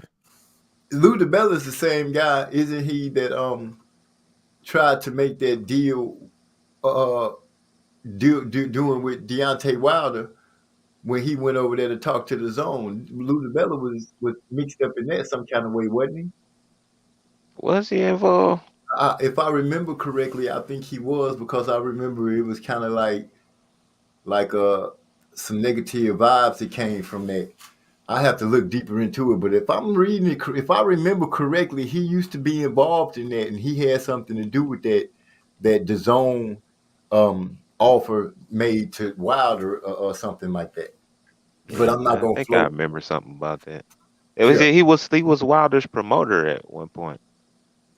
That might be what it is. That might be what it is. But I do remember them saying he had something to do with it, and they didn't like the way it was going. Oh, they said he said he got exiled after he set up that meeting with DAZN for the Anthony Joshua fight. He said Wilder kicked him up out the camp.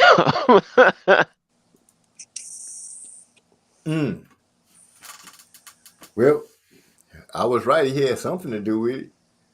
Yeah. So got yourself kicked out. Well, what exactly? You know, that's all gone because I believe that they are saying that Wilder might not even fight anymore. They question if he gonna even fight again. Somebody he gonna look into that ayahuasca, however you pronounce it. Yeah, ayahuasca. I saw that shit on Boxing. He gonna do what? He said he gonna take some ayahuasca and let the spirits lead him. Okay. So he finna go on there. Okay, he finna go on that spiritual journey like what like movie Mike Tyson and should be on that Toad. Yeah, that Toad. He going to the astral plane. Goddamn, Mike Tyson be wilding. Yeah, we gotta try Toad. That nigga had when that nigga had Shicari Leonard on there, the nigga said, "I love you, nigga. Nigga, to make two punches sound like one. I love you. You know how magnificent your speed had to be for that." That This Dude, nigga nigga was sound crying. just like that motherfucker. he sounds just like it. He gonna mess It around had here, me Mike rolling. Tyson looking for him. Man, Oh that's man. a That nigga good, be that's a crying head off that on it. toe. Boy, that's a good ass impersonation right there. So Deontay Wilder's finna take the toe. If Kyle, how you say it again? Ayahuasca? Ayahuasca. Ayahuasca, something like that. Ayahuasca? Yeah. Yeah. Okay. Well, I hope he have a good journey and tell him to come back and we get to see him punch some heads in again. I hope he do Yeah. come back. That shit's serious. I seen somebody on National Geographic take that shit one time. That shit square business. You know what I'm Yeah. saying? So I hope that nigga be all right. I had a girl who tried to get me to was telling me I need to take that shit because she took it. Man, she took a perm out of head and everything. Took a She, perm out. How you It take a made her perm turn out of your natural, head, huh? bro? yeah, she let her hair grow natural there. She said she done with all that faking shit. Oh, So okay. all right, Yeah. okay. So it really touched something in her. Then if it made her come back out and decide to go straight natural. Yeah. She said she was seeing all type of shit. Wow. Man. So which one of y'all gonna try it? Yeah, that's too crucial for me, OG. I can't get out there like that. You have to. They say you should try it under like a shaman or some shit, cause you shouldn't be trying it by yourself. Might fuck around and die on these niggas. Yeah, that's what they were saying on that show I watched. You can't fuck around and die. Wait a minute. And where You go to that goddamn spiritual plane and don't come back, nigga. Yeah, for real. That's what I'm dude. saying. Well, I'm waiting for one of y'all to go ahead and do it. I'd love to interview you when you come back, so you can tell us all about it. But I don't think I'm gonna be able to make it. I'm too Only old way for I'm that. trying that shit at school is they have a weed strain named ayahuasca. You know what I'm saying? Square I'm on that ayahuasca OG. Yeah. Okay. That's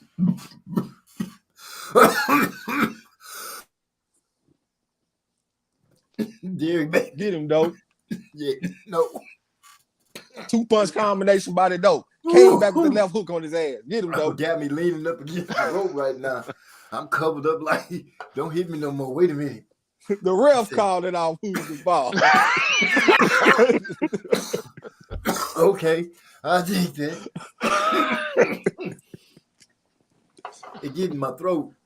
It had me throw it off. D-Lo for Boxing says the WBC has hurt Devin more than they helped him. MF still call it Cambosis undisputed. Yeah, I told you that Marcelio Suleiman dude, he a snake to me, dude. He didn't just ruin the WBC name as far as I'm concerned. And I wish that somebody would go ahead and start governing boxing, make it back down to like one belt. Fuck it, just one belt per weight class would be beautiful. Cause you wouldn't have no choice but to get the best fighting the best again. Yes, it was Lou DiBella. Now PBC don't fuck with him. D-Lo for boxing is speaking on. Okay, Lou DiBella. What? Ain't no telling what he did. People don't just turn your back when y'all got money out there on deals floating around like that. It had to be something more. Hyphy. If DiBella was disloyal for setting up the zone meeting, why did Wilder even entertain it? Shouldn't he have alerted Al the moment he found out DiBella set up the meeting? That nigga said, I'm telling Al. Hyphy, wow. Hyphy say, yeah, pretty much. Why he didn't just, Hyphy, the man bet on himself. He wanted to go over there and find out, what was set up. You never know. DiBella might have had put something great together that he could have went back and say, hey, I'll check this out. It's no telling. I'm just speaking from that side of it since you did play devil's advocate and throw that curveball. But, I got some bat on it. Right next when you got Derek Bailey. Yeah, you need someone to watch you while you are on it. Yeah, you talking Oh, he about talking Oscar. about that? Yeah, I know what you're talking about there, because just talking about it make me nervous. Look You that know, shit up on YouTube when we get done, OG. I heard him talking about it, and I had planned on looking it up, but so much stuff has started happening around me that I forgot. But you guys reminded me. Yeah, I am gonna look it up and find out what the heck going on. D'Lo 404 Boxing said it was a backdoor deal that the Bella worked. I have no idea if it was a backdoor deal or a front door deal. I don't know what kind of deal it was, but I know his ass is fired from messing with the champ. I But don't even know what a damn backdoor deal is. What is that? I guess he was gonna make some extra money if Wilder has. Well, this just saying what a backdoor deal would have been. If he had got like some extra money, if Wilder had a sign, they would have kicked him off some extra, even though Wilder would have gave him his payment anyway. So it's like double dipping. That shit sound like Scarface. I made my money on the side, but I never cross you. Right, right. Except you crossed him. You know what I'm saying? That's the difference. Just go into smoke tea. Wait, what? Go into smoke TP like old boy did on the people. Is that the peoples? I think that's that claymation show back in the day, ain't it? I might be tripping. I'm thinking about some other shit. The smoke TP. So he said go in there, go in there and just go and start smoking and puffing until you can't breathe nothing but whatever it is, peyote. I know that's something. I But forgot anyway, about that shit. I ain't heard that word in a long time, what Paul. peyote? Yeah, Hey, I'm old school, baby. I might throw a curveball from anywhere. You just got to be ready. yeah. I seen you alley oop. I still got a little game in me. Let me keep my eyes on what's going on. So, did y'all check out the black dude? I don't know what his name is. Don't y'all get to asking me, because I ain't gonna be able to tell you. What I can tell you is you can find the story on the Young Turk Sports TV thing. But it's one of the brothers that work in one of the NFL offices who got up there and questioned Roger Goodell about the things that I was speaking about when the show first started, before anybody jumped on with me. Is why don't we have any inclusion at the owner level or the general manager level, any of the higher levels other than, and the head coaches levels is that. And why did they make that statement about they are already being inclusive when the evidence showed that you're not? And man, he turned red as a beet, if you ask me. He was pretty red trying to explain, which he never did explain. He just danced around it. And it's hard for him to explain when they keep saying Goodell works for the owners. You know, they the league and he works for them. He does whatever they want him to do. So, he making a lot of money, but that's all you can say about it. He's not making any real decisions to help football and make it equal and better. He say The Peoples is a movie with David Allen Greer, Kerry Washington, Craig Robertson comedy. I'm gonna have to look that up because I like David Allen Greer. Yeah, I was gonna say that too. That dude's hilarious. I saw him on one movie where he was playing a mean boyfriend. I think it might be Tales from the Hoods, where the little boy was able to draw pictures of you. Yeah, And, and then and fold him in half and shit. yeah, man, he played that role so good. That was the first time that I seen him do a serious role where it was believable. That's what I feel like modern society is missing too. Like we don't have the great comedians as far as the young people anymore. We still got some legends and stuff that's still around. Dave Chappelle, different people, Mike Epps and stuff. He my favorite stand-up comedian, but the youngsters ain't coming with it like young Eddie Murphy and all them dudes, especially when it comes to the cinema. Like when the last time we saw like a good black comedy? I done looked at some on like Netflix. That shit be weak as fuck. They be having Little Yachty and shit off in there. That motherfucker ain't funny. I be wanting to see some. You remember we used to have great comedy movies, bro. You know what I'm saying? Think about the Chris Tucker movies and shit that was going on. You know what I'm saying? Like the motherfucker was funny, bro. You I'm couldn't gonna wait to name a go see classic movies. for you. Harlem Nights, Come Life. on now, you ain't got nothing that's comparable to that. Cause a lot of them cats don't be honing their craft like them cats did. These Vine, not Vine, but Instagram and TikTok comedians and shit. Yeah, you have to sit down. It takes work to sit down and write up a funny routine. That's why you always hear these comedians say that they got a team of writers. Is because they not just doing it by themselves. They getting help. Yeah, And just to like get that stage presence practice and everything, man. To learn how to work a crowd and stuff like that, man. That shit is like a real skill. Well, my number one thing is the movies. Because you remember, like, we had Eddie Murphy, for example. Eddie Murphy made great movies for comedy. You know what I'm Yeah. saying? Like, we just don't have nobody that's comparable to any of that shit. Even Martin. Martin didn't just have the best movies, but he was in some funny shit. Even the Who? old school shit, Martin. Oh, okay. Yeah. Even the old school shit, Kid and Play. It's, Martin was making like cameos and that shit. That shit was funny. yeah, he was the DJ. Yeah, we Yeah. don't we don't get we don't get that player shit no more. And I just feel Dragon like Breath. the new school is missing out on that, man. That's some fucked up shit. Yeah, well, Yeah. they comedy is different, and I can see that, and I understand it. I see the trajectory of it because I listen to what's his name, DC Young Fly, Carlos Miller, and what's the other dude's name?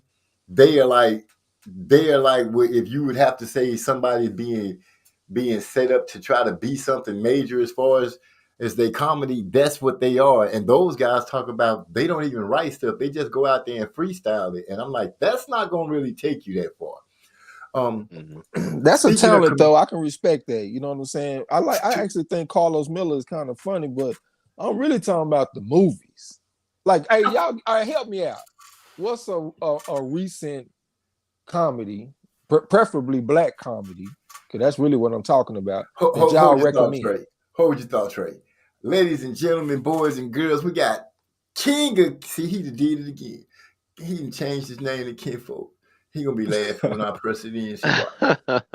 But we got King of Kinfolks in here. I was gonna say King of Kings, but it is what it is. Thank you for coming and joining us tonight.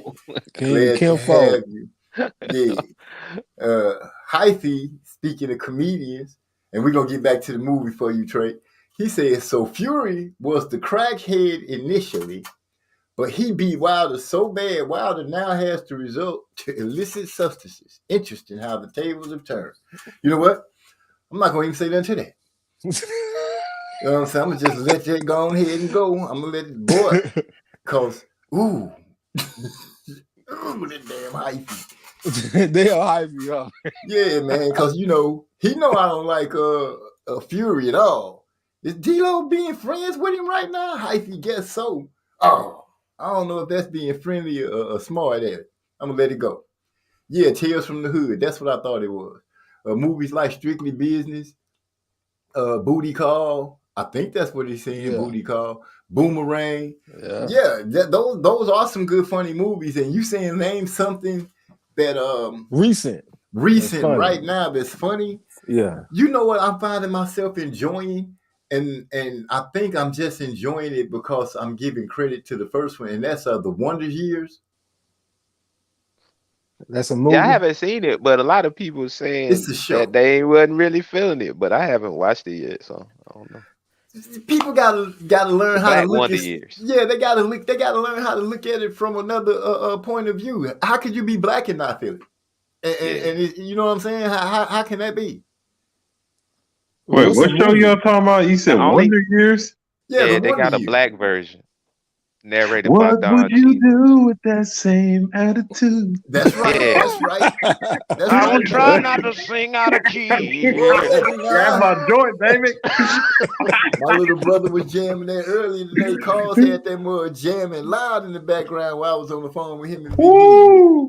Hey, yeah, Yes, sir. they done turned it into a black sitcom now, and I'm enjoying it. I don't know what other people saying about they don't like it, but I'm enjoying it. Hey, they just What the hey, one? it's funny y'all brought that up because my girl got me watching I guess they redid the Fresh Prince of Bel Air. I ain't gonna lie, I barely made it through like the first part of the episode, and that shit is terrible to me. Oh man. See, here's the thing. I haven't liked any new comedies in a minute, but it's one called it's a show called Abbott Elementary, and that shit is pretty good. I ain't Abbott gonna lie, that's a Elementary. funny Abbott Elementary. and it's about teachers working in like a little underfunded school, mostly black teachers. And it's got the little dude. He done grew up from Everybody Hates Chris. He on there, and he one of the substitute teachers. But yeah, it's a pretty funny little show, man. All right, I'm gonna check it out, man. Yeah, I'm gonna have to check that out too. Oh, it's on Netflix. It's on Hulu. Hulu. It come on ABC. I think it's still coming on, but every time it's a new episode, it'll be on Hulu the next day. All right. Well, shit, I just watched it on ABC. Yeah, there you go. D-Lo say House Party was funny as fuck. Robbie Harrison was the king. Yeah, it seemed like we lost him as soon as the world started paying attention to him. Yeah, we lost him too early, man. Yeah. Hey, Kid and Play owned that era, man. Them dudes was huge at that time, man. They had all them little movies. If you think about it, the original ones try to spin off on their own stuff. Now, you know, quality ain't that good because they weren't like the best rappers or best actors, but for young brothers trying to make moves and control everything and have movies with all black cast, yeah, we gotta give them their props. They were trailblazers. And they stayed in their own lane. They didn't try to be gangster. They stayed in their own lane. They rapped and they danced, and they got the house party thing going. And then they did the one when they was in school. Class act. Like they got the class act. Yeah, I love that shit. Yeah. But reading is fundamental. See, but that's the thing. That's the thing. This shit is timeless. You know what I'm saying? Like to this day, we can pop in one of the movies and enjoy it. You know what I'm saying? Like the quality was just so good. I ain't saying that the acting and shit, but the shit was funny, man. It ain't got to just be Oscar worthy acting to have some funny shit. You know what I'm saying? And True. it was just funny, and we don't get that same type of shit in the movies no more, man. Yeah, but now people got too many agendas and shit, man, because now you'll have a movie, it's written by one of them man-hating black feminists, so every man in the movie ain't worth a damn. And then they got, I don't give a damn like if they got a gay character, but it seemed like his whole story just be that he a gay person. Like, it don't be nothing else to the motherfucker. Hey, no, let's keep it a buck, yo. If we want to talk about how shitty these movies are pushing agendas, why every movie that I want to go watch got one of the characters, if he's a black dude, he gotta be gay. Candyman. Every time. The Eternals. You got that one brother on there. Look, I'm not gonna lie, that shit salted the movie for me so bad. I can't tell y'all what happened in that second half. I said, why, whenever you got a strong, smart brother, why he gotta be gay with some old light-skinned dude? I said, they wrong for that, man. You ain't never seen no Marvel dude gay. And they ain't never had no gay white male. What the hell he was? Some little Hispanic looking boy. I'm like, are you guys serious? Is this what we doing now? Like every time I see a brother in the movie, he got to be gay with like, yo, man, cut it out. That they ain't that common among us. I know there's a lot of them, but I ain't seen one in a fortnight, homie. So, that's just getting. I've been so loyal with Marvel, man. I was like, fuck these niggas, man. I ain't seeing this Spider-Man shit. Fuck y'all. I'm gonna tell you what made me mad. It's like a trend on shows like Power. On the fucking sex scenes, they want to put the camera on the nigga ass, man. I can't stand that shit, bro. And it's some modern shit because, like, back in the day when they had the sex scene, like, think about Menace to Society when Kane got with the old girl in the room when Chauncey was in there mad and shit. You know what I'm saying? Because he was hating. That's what I'm used to, bro. That's some normal looking shit. But now it's like some old gay shit, like they trying to push that agenda, and I didn't even think about that as far as the comedy. That's a good point. A lot of the movies ain't even about the artists, about pushing an agenda. You know what I'm saying? Yeah, it's real shit. Hey, you kept it a buck there though, Trey X, because you write about them scenes. I remember though. I still remember Jada Pinkett getting hit off, like you said. They show her back, the titties. You know what I'm saying? That was the shots. You know that always that kind of side thing. You might have seen that. You might have seen the brothers face a little bit, but it was always that's not like I was watching Money Train the other day when Wesley was dicking out Jennifer Lopez. You see her legs open and her man, you didn't see nothing like you said. Now it's a shot of a dude's ass, and then you be like, "What? Like you don't even want to watch it?" As long as they got all the candy in there, as long as they got our candy and shit, I ain't mad. Look at they show some of the one, but you can't just show the man ass. I mean, women watch it too. You got to give them something, but I mean, goddamn, man. You got to give us something. You know what I'm saying? Nah, man, damn that. I'm just Nah, thinking about man. if Let me Lala have D my was in song. here, like, do Lala D want to just be looking at titties? You know what I'm saying? So you gotta Hey, give girls women don't something. care either way, bro. You know what I'm saying? We care. We care. I ain't never seen it. Look, I can't look. Girls can tell each other they beautiful. They can go into the bathroom together. We don't live that life, bro. They'll be just fine either way. Where they see girls' parts or dudes' parts. I'm traumatized seeing another man's ass. I don't Yeah, want to see that. Yeah, I do be Bro, getting mad that you be like the movie start getting good and you be like, oh man, I'm feeling this, and then next thing you know, you see a whole gay everything. You be like, what the fuck just happened? You know, and I'm older. That shit be fucking with my way I think. I be like, wait a minute, and then I get mad because I'm like, my kids been watching this bullshit. right, it But was just like on Power, they got the gay son. That was right. Mary J. Blige's son. And I'm like, man, this some 50 Cent shit. I wouldn't think 50 Cent would put nothing like that in there. But I guess even him, you know what I'm saying? I 50 guess Cent ain't about nothing but their dollar. that They green trying to they thing. trying to normalize that shit, man. The truth of the matter is they trying to like you. It's bigger than just some shows. It's even how they teach in school. They try to normalize that and make y'all think this is just part of everyday life. When the truth be told, most of us don't even be around anybody that lives a lifestyle like that. Like Right. I can go out right now and not bump into nobody that lives like that. But they trying to make it like it's so common or it's something normal. Like, dude, man, like I don't need to see that.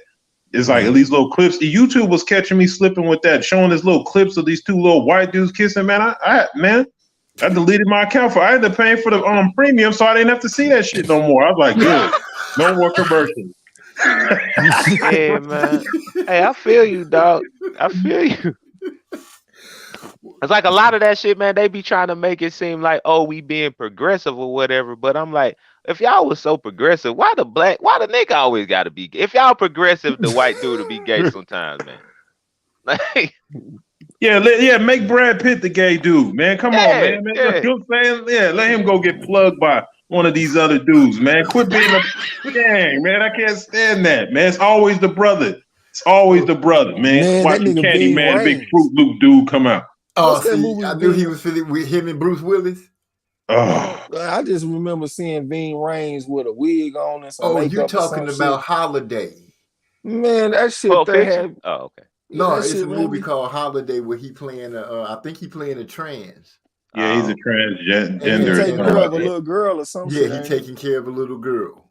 Yeah, I'm Oh, like, okay. bro, like, on screen is like people be looking at that shit as like the people on screen is kind of like a representation of a lot of people. So like when we see somebody that's strong on the screen that represent us, it feel good. We see Black Panther, it feel good, like some player shit. When I see shit like that, man, that shit make me feel shame and shit. You know what I'm saying? I don't like the motherfuckers doing that shit, man.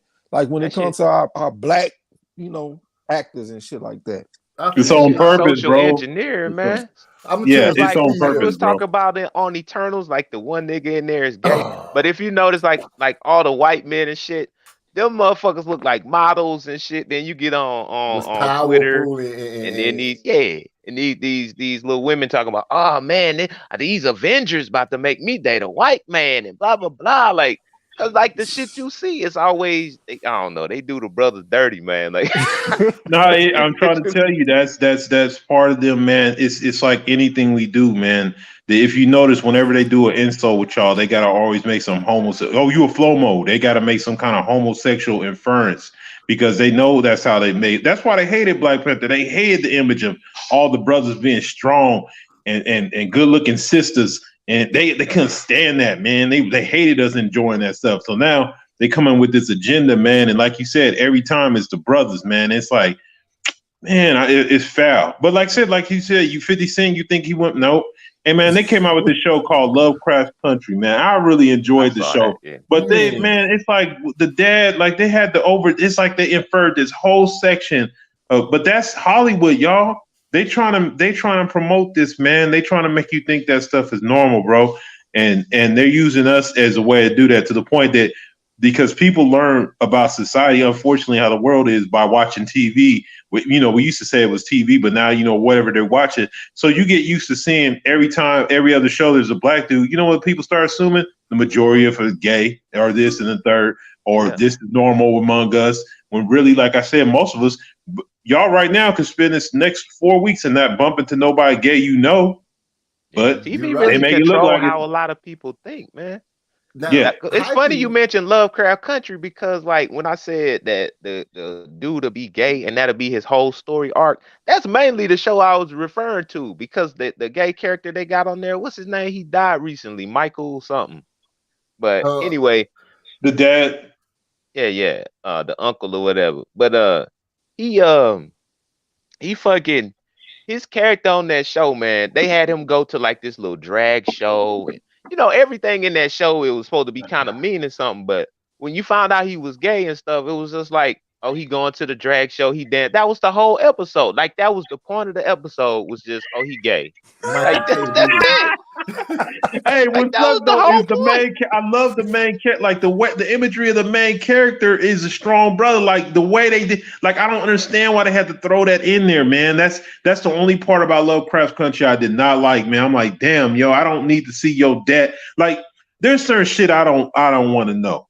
And Right. until movies start showing it to me, I really don't understand how two men have sex. I don't know. But these motherfuckers is showing us illustration. I'm like, ugh, what? Oh, he did that? I'm like, man, I'm That nigga spit a loogie in his hand and he rubbed it. I did said, that. I was like, oh, ugh. Oh I'm like, man. what the fuck? I'm like, ah. Hold up. like Yeah. that can't I, be real life. I was like, you said hell that can't be no. real life. Wait a I, minute. God, wait. Yeah, Yeah, that we done shit crazy. injured that man. The fuck? Man, so let me go ahead and say, hyphy. What's up to J1 Pro for coming in, man? I'm glad to see you J my One today. Pro bad. Da Vinci.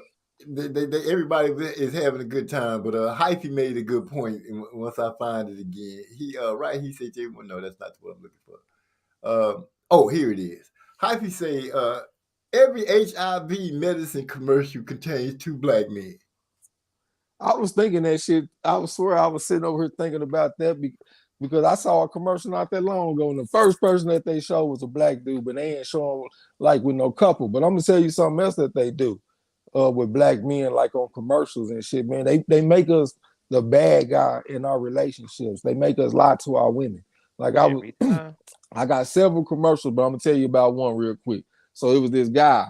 He had them went to the fast food restaurant and got some breakfast sandwiches for him and his girl. You know what I'm saying? But he decided and ate both of them. So his girlfriend, she go get in the car and shit, and she like, damn, where my sandwich at? You know what I'm saying? And he started making excuses, and he finally came clean and was like, I ate it and all that kind of shit. You know what I'm saying? But he had to go in there and lie to her and run all around the world before he told her the truth. And there'd be several commercials like that. And then look, they show the white man. The white man, he don't lie to his woman. Like it was a Christmas commercial. The white man, he downstairs on the phone talking to the insurance company, Jake from State Farm. His Right. wife hear him talking. So she come downstairs like, honey, what's going on?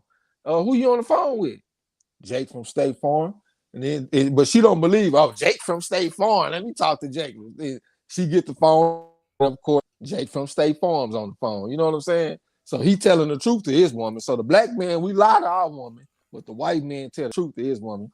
I think that's some That's social bullshit, man. engineering. Yeah. Y'all tearing it up tonight. I It's appreciate funny, it. man, cause I don't know if y'all seen that show Manifest, but everybody telling me to watch this show. Everybody talking like it was so good, so I check it out.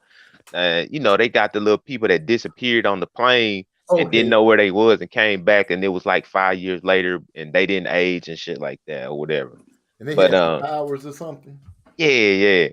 And so it was this black man. He showed up. He ain't had no wife and shit. I'm like, okay, single black man. They always, what I'm saying, we ain't never got no woman and shit. So he looking for his son or whatever. He find his son. Yeah, so it's another black dude on there, and it's a flight attendant who had helped him hide. And they're like, oh, he's trying to find his lover. So it turned out he was gay. I'm like, That's okay, here what we go. made me stop watching it. Yeah, so this what made me start watching it right here. Okay, so we found out he was gay, right? And then so the little black police officer, he was questioning the black woman who was helping the gay guy hide. And so then he was like, well, just answer my question so you can get back home to your wife. I said, nigga, all the black people either gotta be gay or single. Man, fuck this show. I ain't watch another episode of that shit. And before somebody say, damn, MZ it's just that I had watched 3 shows in a row that I thought was good, and each one of them hit me with a gay move that I wasn't ready for. Like Hyphy saying, King of Kinfolk Boxing. Tell us about how they're teaching LGBTQ to your kids in grade school.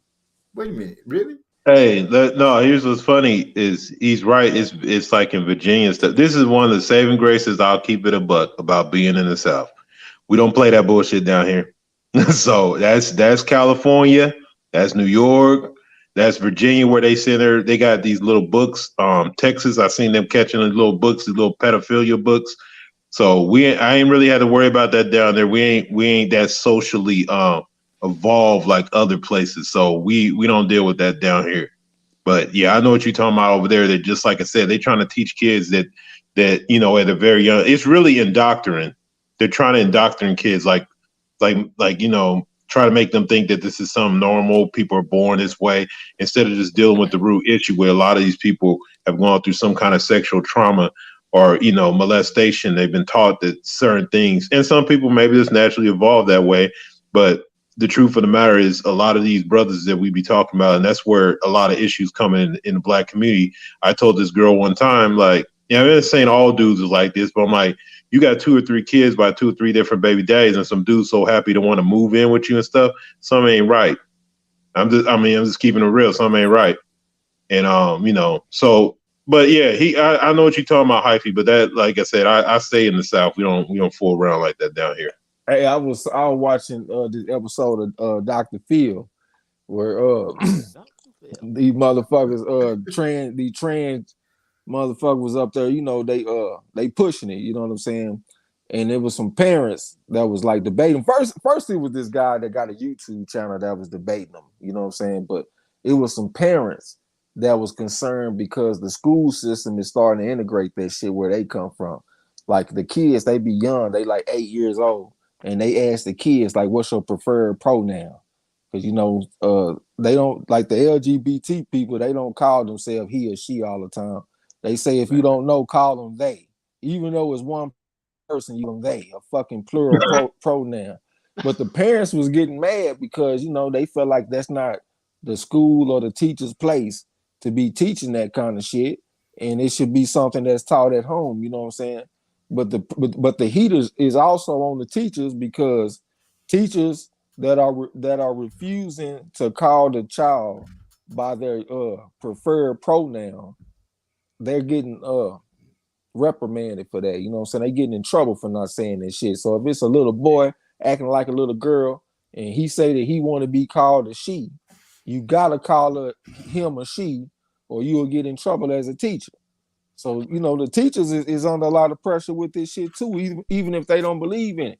And they put up some little statistics and shit. They say 52% of the country they cool with calling people whatever pronoun that they want to call them, and 48% is not with the shit. That sound kind of simple. It seems like it would be some people that's kind of indifferent too. You know what I'm saying? But I think that's BS, because them polls should never match up perfectly like that. There's always margin of error. It's like for them to have the exact number to lead up to 100. That's the thing about it. And I'm gonna keep it real. Like, yo, like I don't. Hey, motherfucker, like that's fantasy land. You can't just say one day you something you ain't. And what's funny is a lot of those trans dudes is taking over female sports. Yes, dominating.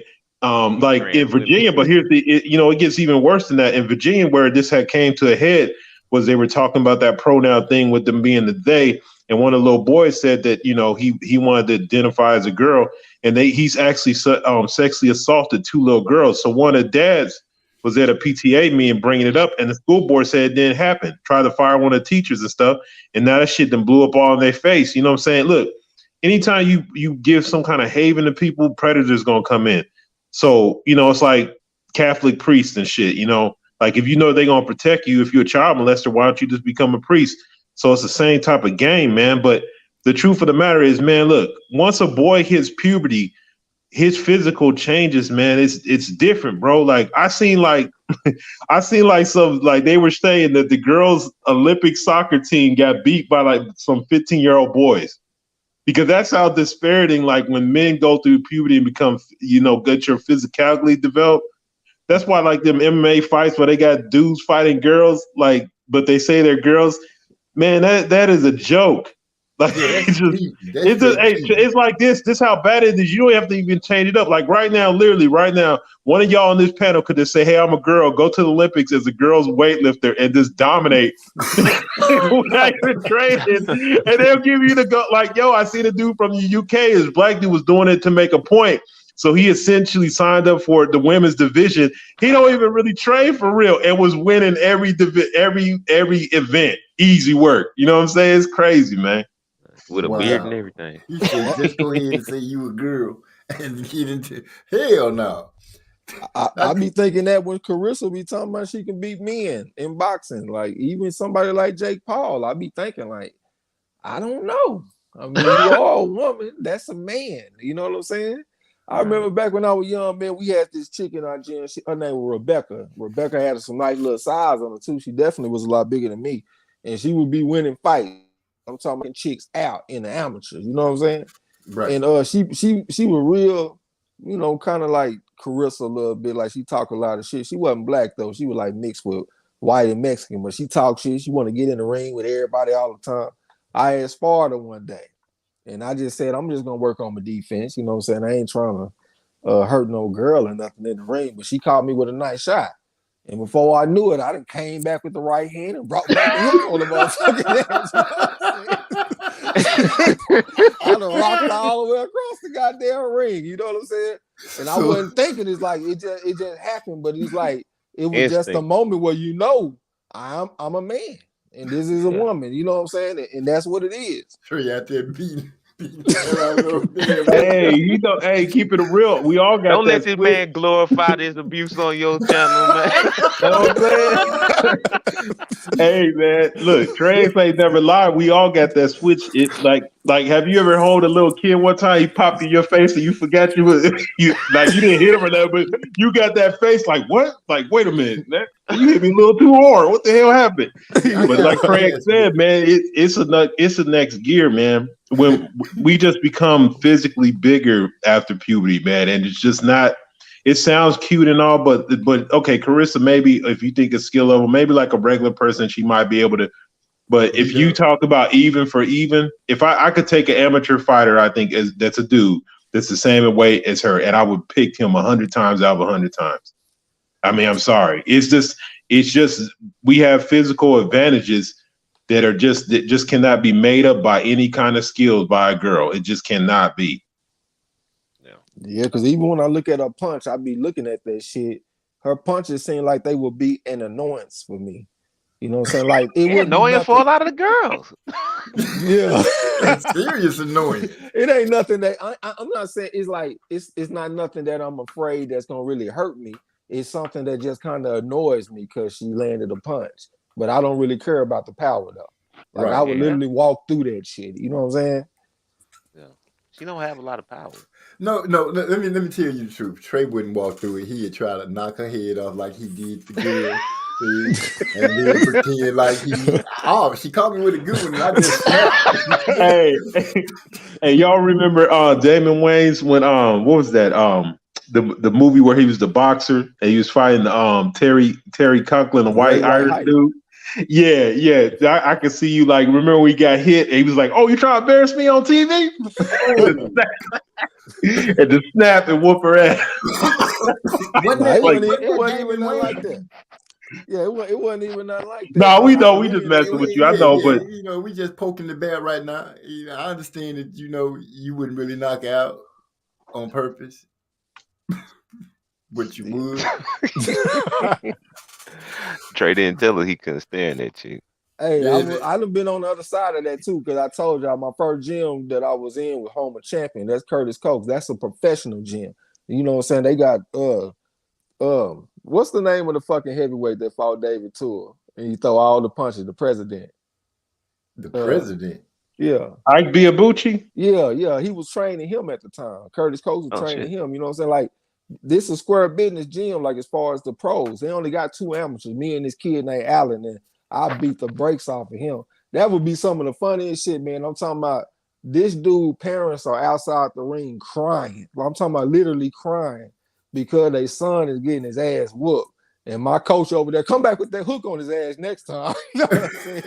Pouring salt on the wound. But he couldn't do nothing with me. I was just way too strong for him. So I was trained with the pros. And they would say, yeah, you give me some good work. But if I hit them with a nice shot, nigga, they gonna come back with something. Like they would just move around. That's what they said. We are gonna move around. And they would let me, get my little shit off. They work on defense. But if I land something nice, they gonna come back with something right back. You know what I'm saying? So that's just part of the game. So what was that? A 3 and a 6 you hit her with, Trey? Or what was that? No, I just came back with the 2 and brought back the 3. Oh, okay. The 2 and the 3. Okay. There's levels to this young lady. Levels to it, huh? You ain't gonna. Nah, but real shit. She was like a fucking boogeyman, though. I only saw her lose one time. That was to you, huh? Nah, she lost to this chick. She lost to this chick. Listen, she lost to this chick at the Texas games out of Killeen. This little black chick. I'm talking about they didn't even look like they was in the same weight class. And I'm talking about this girl had the combinations going off like fireworks in that bitch. Lit her ass up with straight speed. Brr, brr, brr. I'm talking about some shit I ain't even seen. You know what I'm saying? So yeah, I always think about that girl too. Like, damn, I wonder what happened to her because she seemed like she could have been a champion, but she went out there and beat Rebecca ass. You know what I'm saying? Wow. Square business. Lucy, who is that? Lucia Riker. Tried to fight a dude and got knocked out. Yeah. Who knocked out? I don't even know his name, but she might be the greatest woman fighter of all time on the cool. Lucia Riker, we be forgetting about her. You know what I'm saying? Is she going out there getting knocked out by men? Yeah, I guess you would say she's pretty great. The women couldn't fuck with her though. Yeah, I gathered it. You just told me about a girl you knocked out that the girls couldn't fuck with. I just told you one that could fuck with her though. Yeah, she was an anomaly though. You know, you wouldn't expect her to even show up. You already said she disappeared. You still trying to figure out where she is. Hot Mike in the house. Appreciate you for coming through, man. Hot Mike say Trey said he came across with a hook on her ass. Yeah, I had to bring back the hook, man. But I didn't think about it though, man. Y'all don't make it paint that picture like I'm a woman beater out here, man. We know you're not a woman beater. You know what I'm saying? All disclosures and disclaimers is going out. Trey X is not a woman. Hey, throw Hot Mike a wrench too, man. He a player. They was in the he might not even. I'm talking about throw him a wrench. He probably ain't even got a wrench on our channel. We gotta give him one on the corner. Okay, let me see. A 2-3 and trash talk for the next week. Oh wow, J1 Pro said you gave her a 2-3 and then talk trash for the next week. Oh, I might have talked a little shit. Damn. But I told y'all she the type to talk shit though. You know what I'm saying? So y'all know me. You know, I'm talking my shit. We know you. We know you. You gonna give me that 2-3, and then say, "Now I go sit down somewhere." I told you about mess with these Texas boys. Keep your hands up good. Hey, that's all you can say. That's all you can say. Keep your hands up good. Oh man, let me go ahead and drop All Day. This Trey X's new favorite song. At least that's what I heard. So we're gonna go ahead and see if we can get it banging. Yes, sir. Can you hear that? Oh, it's bumping.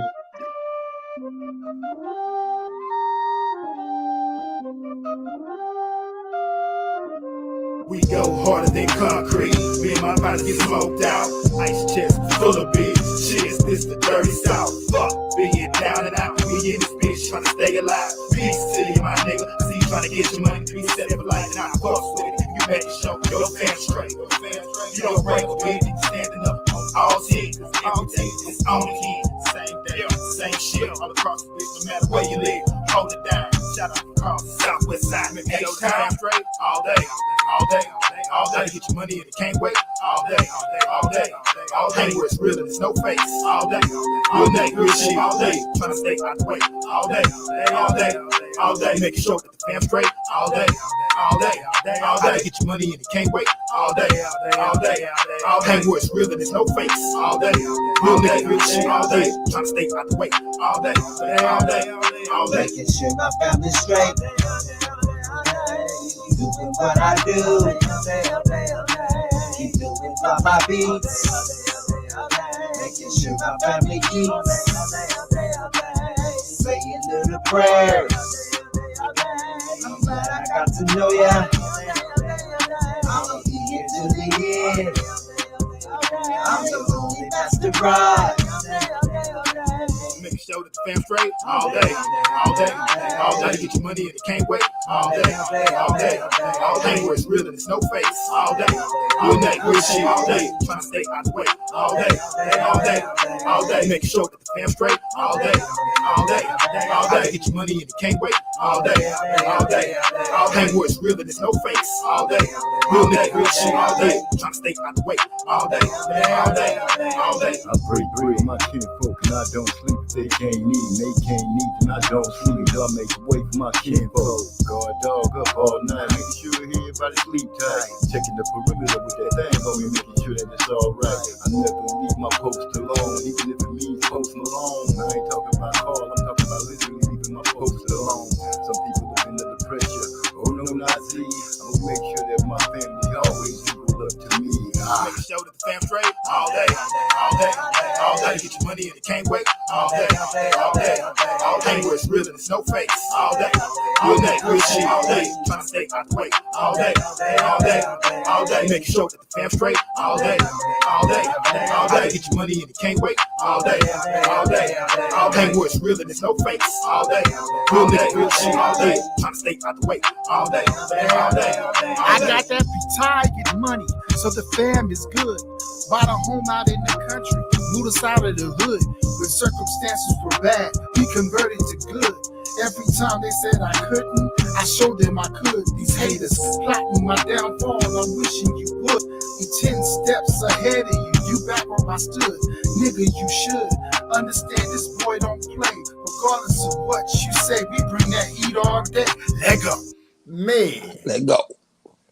Make sure that the fam straight. Hey, who was that saying that? He sound like Stick Man from Dead Prez. which verse? It was like the chorus guy. The one is like make sure that the fam straight. Oh, that's Calls. That's Okay. MZ Calls. He sound like Stick Man from Dead Prez to me. Wow, I'm gonna let him know that. That's a good one. Yeah, MZ, you gotta warn me next time, man. I switched that to my main system. I almost crumbled the floor up under me with that. Oh, man. hit it. Woke the kids up and everything. They, what are you doing, Daddy? Take your ass to bed. Oh yeah, all our That's tracks it. be knocking, man. All our tracks be knocking. Hell yeah. So man, I've been having a great time with y'all. Is Regis Progray and Adrian Broner supposed to be talking? Or is that just wind in the air? I don't know. I ain't heard nothing Yeah. about it recently. Oh, okay, so that's just wind. I just hope Regis Prograde can get any goddamn body. It just seemed like he another one of them southpaws that get avoided. If it wasn't for Josh Taylor, he might not have no big fight. Yeah. Yeah, Damn, that bullshit Benavidez said, man, about Andre. Man, these dudes is, man, they don't want to fight no black dude that's a left-hander, man. This sad, though. Like I said, they just try and wait till they dry out. I don't care who we get in there with. Go fight some, go down to Tijuana and fight some bum. Get somebody in the ring. This stuff is crap. I want to see him fight the winner out of Ramirez and that ambidextrous Mexican that Tank Davis knocked out for his first title, Pedraza. Oh, Pedraza. Yeah, Pedraza and Ramirez got a fight coming up. I want to see Prograde get the winner. Hey, Pedraza's a pretty good boxer, man. That's going to be a good little scrap. They got Ramirez as a 6-1 favorite in that fight too. Oh shit! Yeah, I'm gonna have to put a little something on that. they had Jose Pedraza. Ramirez? He coming out COVID though. Yeah, COVID's undefeated. Man, Kobe reach out and touch a whole bunch of people. Man. It was another question I had. We just talked about classic comedy hits. And you know what, Trey? The only person I could think of jumping back on the comedy blast that has movies that are out today that'd be funny, but I don't know if they're gonna have the nostalgia down the line. Is Kevin Hart with the movies that he's doing. That's the only other black comedian that I know is trying to do something like that. What Yeah, y'all think about that true story shit he had on Netflix? I heard that it was decent. I haven't watched it yet, so I can't give you I can't give you a judgment, but I will check it out and get back at you. I won't be honest, man. Man, Kevin Hart, man. Ain't that I got. I don't know if I feel one way or another towards him, but he's becoming to me like the prototypical mainstream short black dude comedian. Like he not like it's like for real. Like yeah, I don't know, man. It's not that he's bad or anything, but it's like he would all the everything they want him to do, he do it, and it's just like for me, I never could relate to his comedy. Like he would do stand up and he would say a joke and he would talk about how he was gonna get into a parking spot or something, but this other nigga wanted the spot and he got scared of him and they got into it and the nigga knocked all the change out of his dad's pockets and I can't relate to that shit, nigga. Ain't nobody knocking me out, knocking all the change out my pockets and she got me fucked up. I ain't scared of this nigga either. You know what I'm that's little nigga shit. I don't understand. Like I don't understand his life. I don't understand that shit. Ain't like nigga. That's not something funny to me. That's something you about to need to die for. You know what I mean? Or keep it yourself. That man said that's little nigga shit. Hey, I'm a little nigga. I'm only 5'9", right now about 180. So but you got squabs though. That dude probably is like 5'2.5". Like he's really short. The thing is, bro, I'm willing to get knocked out too. I don't give a fuck. You ain't about to just handle me like that, my nigga. You know what I'm saying? That's when you look, when you outmatched like that, that's when you walk around. Okay, yeah, you guys just walk around to the car and you get you something. I don't care what it is, a tire iron, a lock in the sock, whatever you got to do. Like if a nigga knock your pops out, is that funny to you? Hell no. You know what I'm saying? Who daddy got knocked out though? That's what Kevin Hart said in the joke. He said his dad got into it with the dude, and the dude hit his dad so hard all the change fell out his pocket.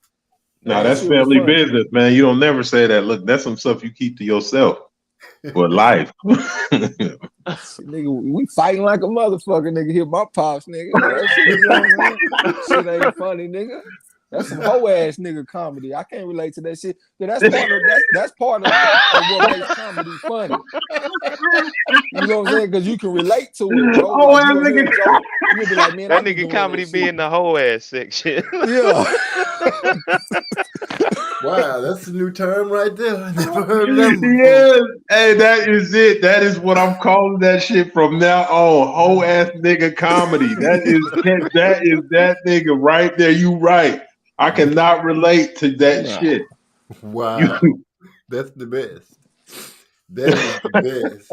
Hoe ass nigga. That's the hoe ass nigga comedy right there, man. That's the hoe ass nigga comedy right there.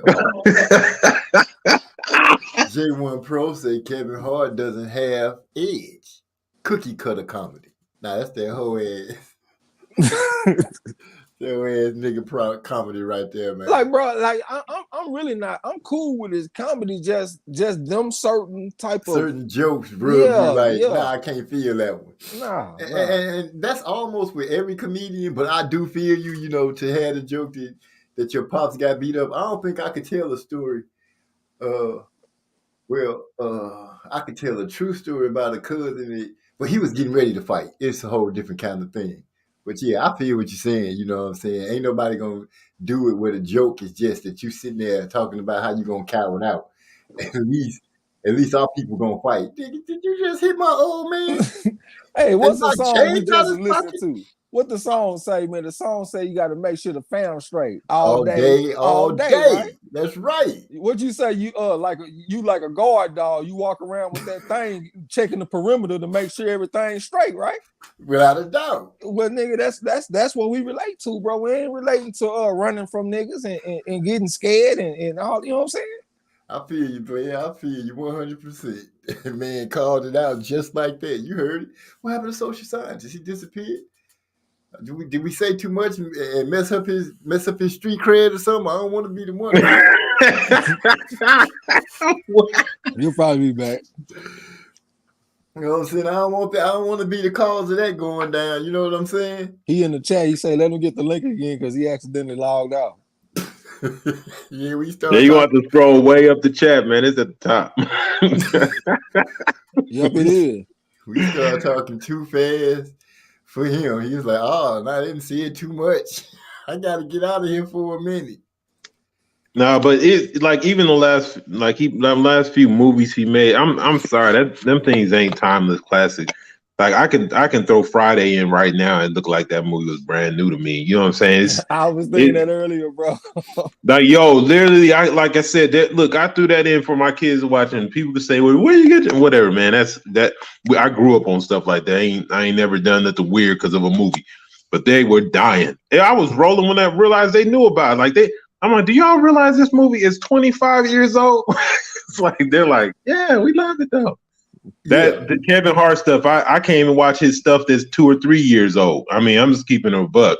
It's not that funny to me. A lot of his stuff. It's kind of cornballish. He kind of like mixed Martin's comedy with I don't know, man. It's just it's corny to me. I only can see you struggling as a short person so much, and it's not funny to me anymore. Like, yo, this is like I haven't followed him for a while.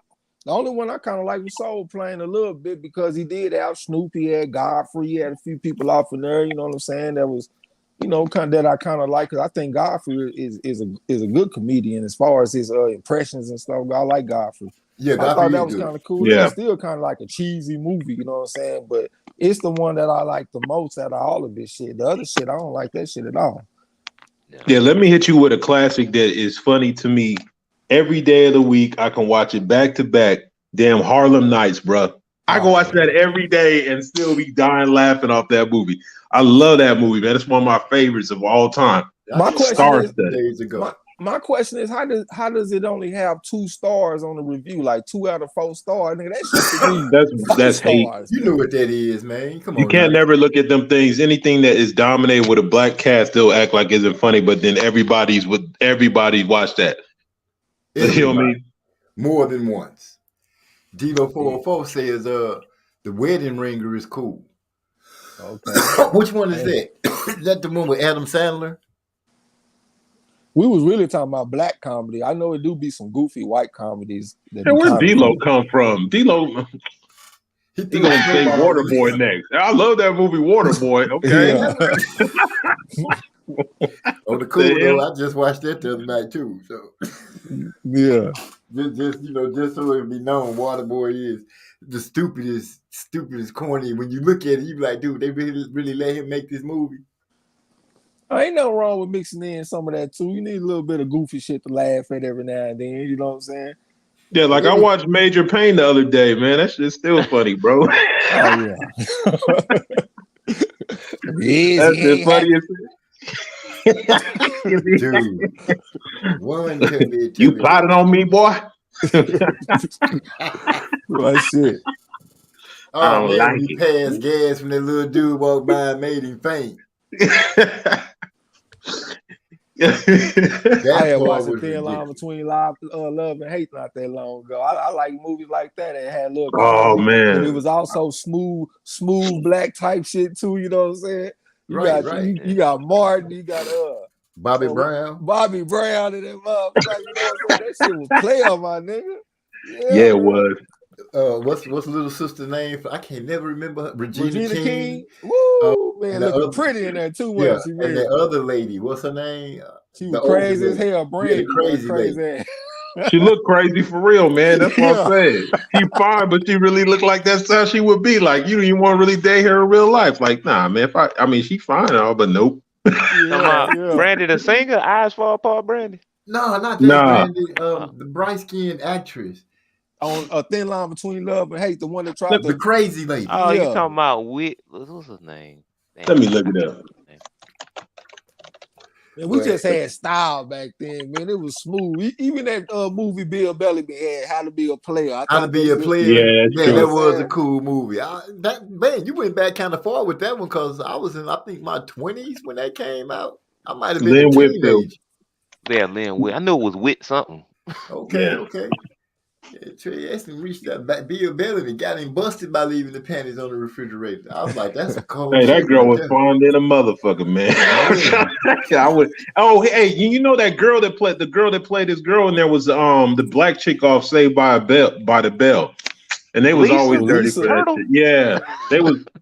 Yeah, they was dirty for that because they had her on that corny ass show, and the only dude that gave her plays that was square ass white boy with the fucked up afro. It was I'm like, Screech. yo, this You is talking about dirty. Screech? What's his Screech, name? You talking yeah. about Screech. Street? Yeah. He the only dude try to holler the whole damn. I'm like, this man. That's when I was like, yo, the world ain't. This ain't. That's some damn. Like, how the finest female on here don't be hollering like nobody.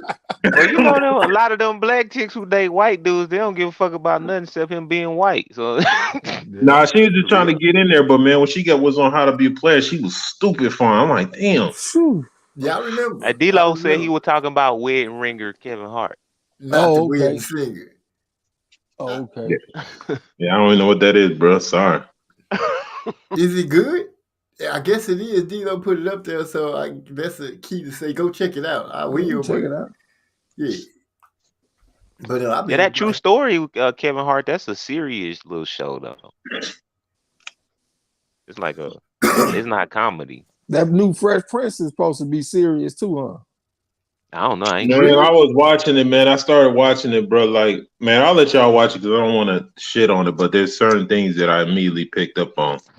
I'm riding with the Wonder Years right now. I'm gonna stick with the little young black comedy. So, what do you like about the Wonder Years? The fact that they are actually doing it and like it's from a novel that they already had did, but Oh, they giving you the black view of they gave you years of the white view. mm-hmm. It's just the fact that they giving a black view. Oh, okay. You know what I'm saying? They showing it cause people might find it strange, but I remember a middle class. So I remember Right. when people were fighting, trying to say that hey, they trying to get rid of the middle class, where to only be you either got money or you don't. They succeeded.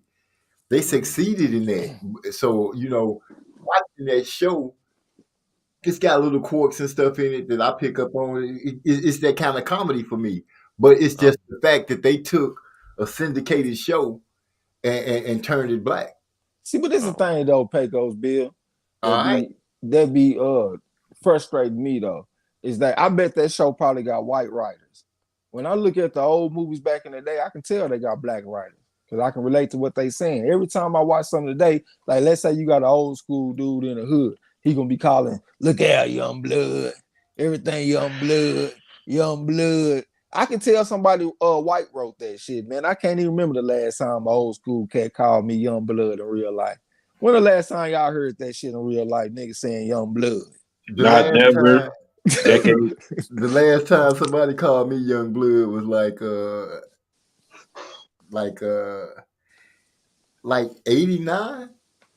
What I'm saying, bro. But they be putting that shit like that show All American on Netflix. One of the characters would say that shit. It was another show I was watching. I can't even remember what the fuck it was. But when I would watch Netflix and I would watch the black shows on Netflix, that was a word I would frequently hear, young blood. And that just let me know, like somebody white wrote this shit. Black people ain't writing this. Right. Yeah, you true. They always kind of use lingo, or the way they use it is like way out of date. It's like, what? Nobody who talks like the bomb. Like nobody says that anymore. Like, you know what I'm saying? And it's like it's like with the way you could tell, because even though it's a black dude saying it, but it's like you could see one of your white homeboys who try to be cool and use some lingo, and you're like, nah, man, you ain't got no flavor, homie. Yeah, that ain't it. Yeah, for real, you ain't got no flavor. They have to grow up in the projects for that. Now, if they grew up in the projects, they had that flavor. They'd be baked potato. They'd be straight baked potato. I know, Apparently, because it's a black dude who developed the Wonder Years show. He wrote the first episode. I don't know who these writers are for the subsequent episodes, but some black dude. Okay, that's a good sign. that's a great sign Yeah. because Like, but it's like, Grew up in Alabama, so at least he an American nigga too. So that's what's up. Yeah. homegrown. okay. Hey, that's the point though, man, because a lot of our black actors been losing their jobs to the UK motherfuckers. Man, Right. isn't it the truth? Even The Harder They Fall was written by a dude from the UK. That show I was just talking about, All American with Spencer James, that dude from the UK. Yeah. Martin Luther King dude was from the UK. Yep. Hey, well, if you guys look at it, the brothers that we used to have, like we were in kind of a golden era in the 80s and 90s, man. The brothers we used to have, like John Singleton, and them, man. When he died, bro, like even Snowfall and shit like that, you can just tell.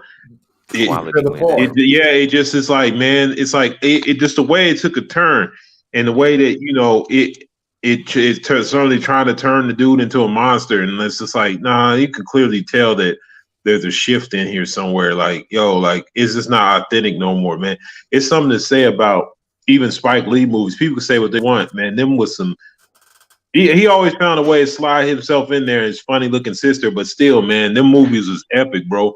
Like the way he did when he did Malcolm X, that's one of the best movies I ever seen. Period. Like so, and so you got to look at that, man. Once they start changing it up, and the funny part is people that's watching that don't want to see that bullshit either when it ain't done by us. So it's just like, come on, man. What's the UK? These UK dudes, man. Anthony Joshua don't know my lifestyle, bro. You don't know about these streets. Come on, man. You can't just infer these dudes like there's not enough black actors local, man. It's kind of sad, bro. Yeah, I've been saying that about Snowfall because John Singleton, man, he used to do a brilliant job of humanizing the characters in that show, especially Franklin. Man. Yes. So I'm not the only person that's been looking for the new episodes, just wondering what the hell had happened. But now that's what I've been wanting, man. I've been sitting because to me, Snowfall is almost like the 2000 version of like The Wire. Remember how good The Wire was? It's like it reminds me of that, like that quality. But like I said, that when like that last season, the way they kind of ended it, I'm like, okay, I'm waiting for it to come back, and it's been a while, man. I'm thinking about it. Yeah, it's coming back this month, actually on the 23rd. Oh, for real? Okay. I was reading about those episodes, and it was like they had recorded those episodes already, like they had been aired already. So I'm waiting for it to come on because I'm going to see. But I related to it because they were hitting a lot of stuff in that show right on the head. You know, I could relate to that, you know, in that time because I remember seeing some situations with one of my older brothers. Not saying too much because I'm gonna say that for the stories on Spotify, but yeah, I relate to that show because it's some things that I've seen in it. Well, they threw me off when they threw that gay shit in there, man. On the third episode when he raped the dude. I just quit watching after then, bro. I was done. Yeah, you don't see no more of that in the show. Yeah, thank God. Hey, what's funny is I started watching I had to go back to those episodes because when I got stuck into the middle of this, like the middle of the first season, thinking it was the first part of it, and I watched it all the way through and came back. But yeah, that part is over the top. Yeah, that shit over the top, bro. They fucked me up with that, man. And I actually was enjoying the show. Like I was liking it, but when they showed that, I was like, nah, man.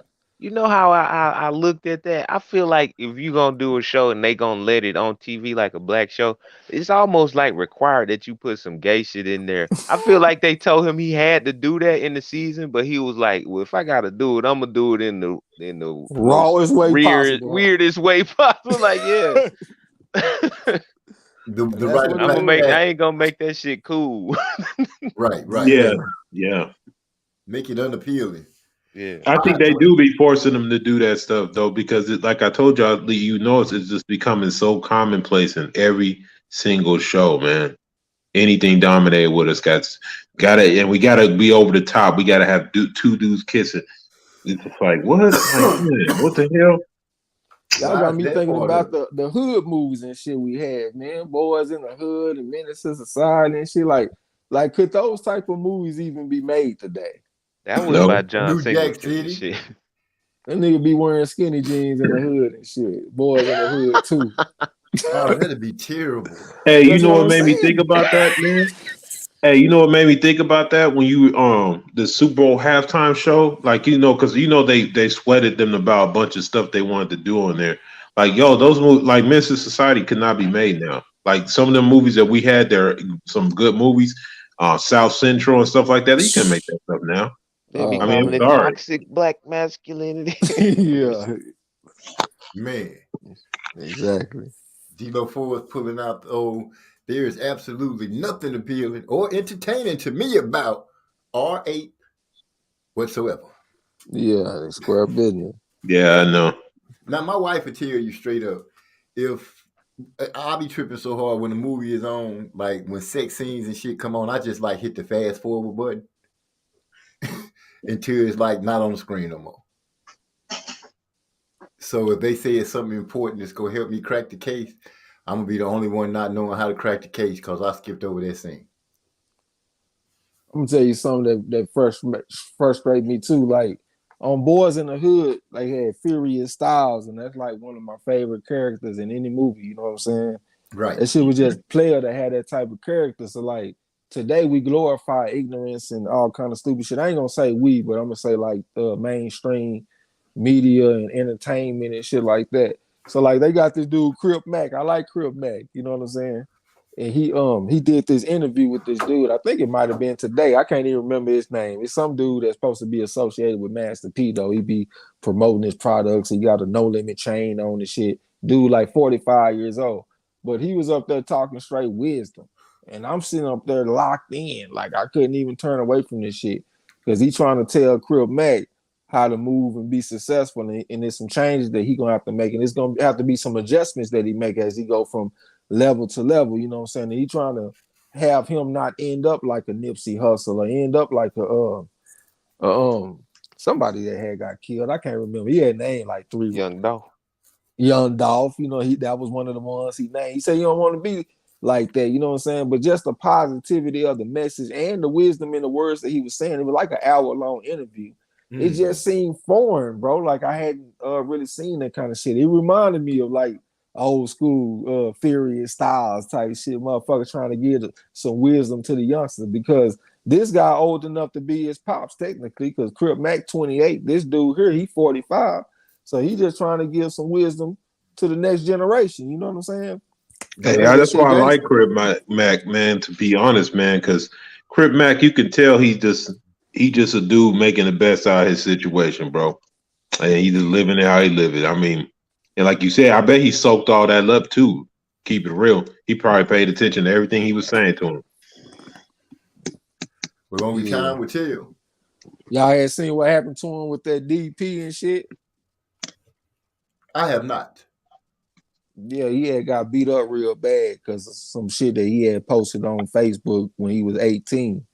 And he had to get a disciplinary beat down from his 5'5" Crip homies or whatever. You know what I'm saying?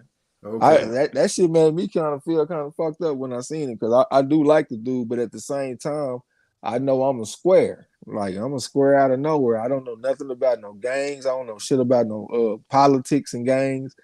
So I didn't really know how to feel about it. You know what I'm saying? But I do think he a good dude though, man. And I hope that the motherfucker don't get killed. Yeah. Damn.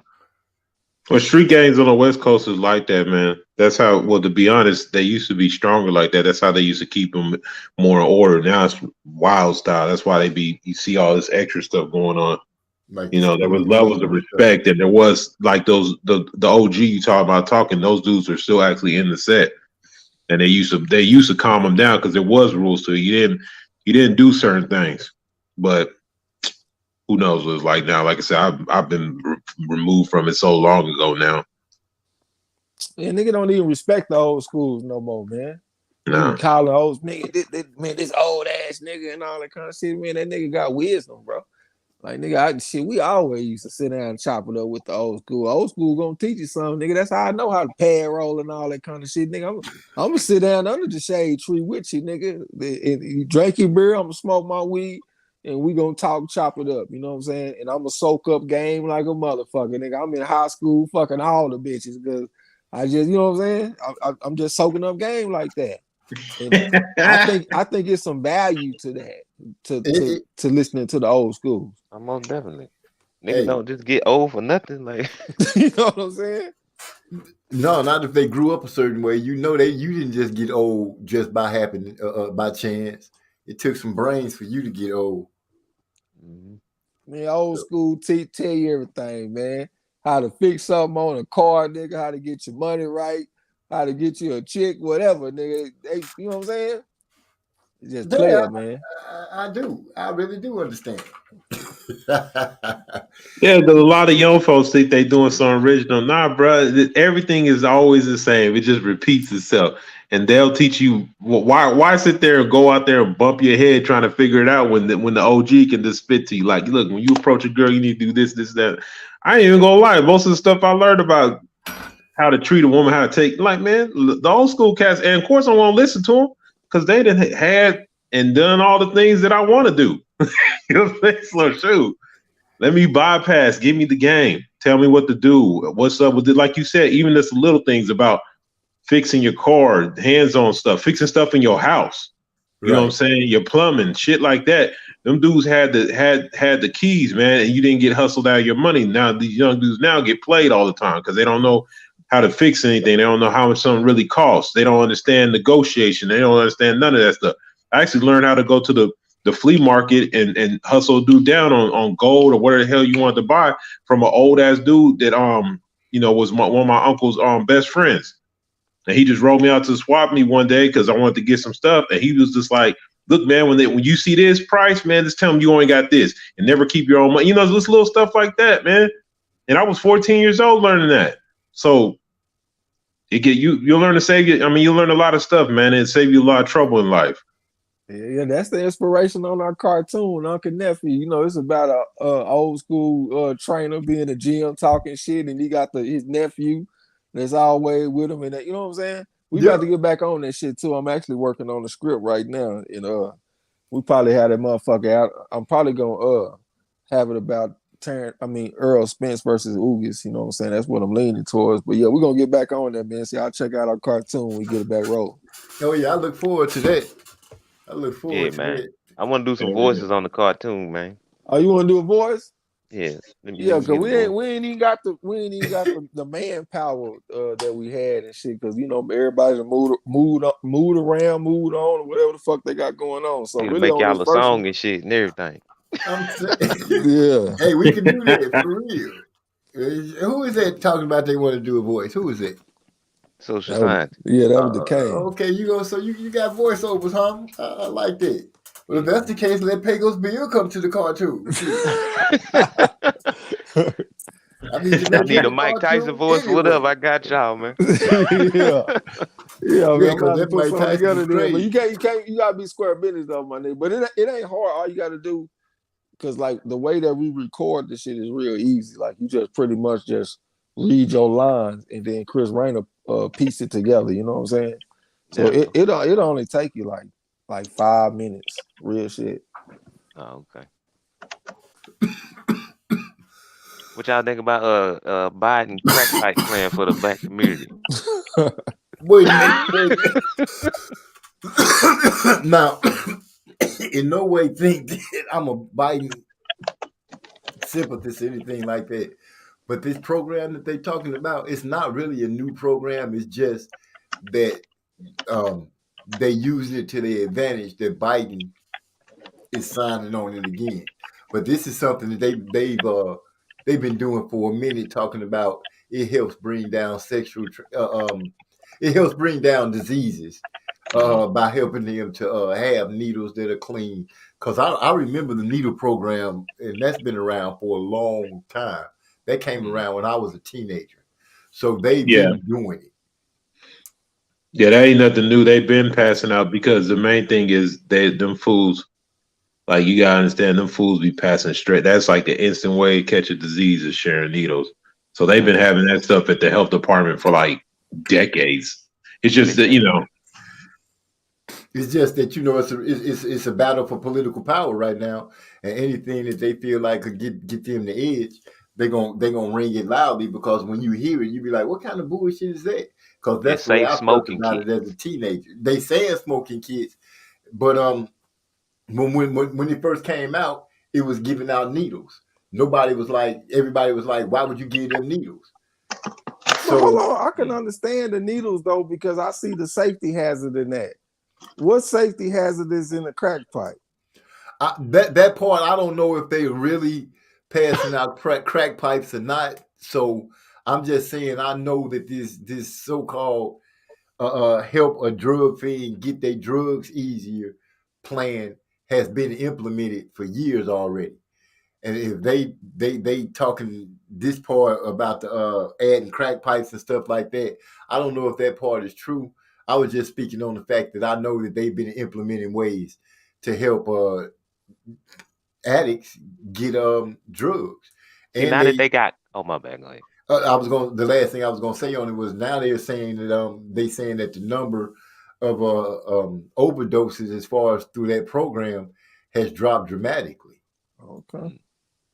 See, because now that they got called out on the whole crack pipe thing, now they saying, oh, they wasn't gonna be in there. But you know, when you look at the little briefs and everything, it did include a glass pipe. So I don't know. Maybe they changed their mind after people expressed Hey it. man, I put it like this, man. It don't matter what you pass up. It's like the whole inference. If you give kids condoms, they're going look. I promise you, if you handed somebody a crack pipe, they were smoking crack before you gave them that fucking pipe. So it is what it is. They trying to keep the hygiene. Like I said, it's like them passing out condoms. Look, the truth of the matter is these dudes. This is what they do. But the war on drugs is a fail. All right, I visited Oregon, but I haven't been up there since they basically legalized everything, and you guys ain't heard Armageddon happening up there. So it's just it's treatment and control is the best way you can deal with this shit. The reason why you got violence and stuff in the dope game is because this shit is illegal.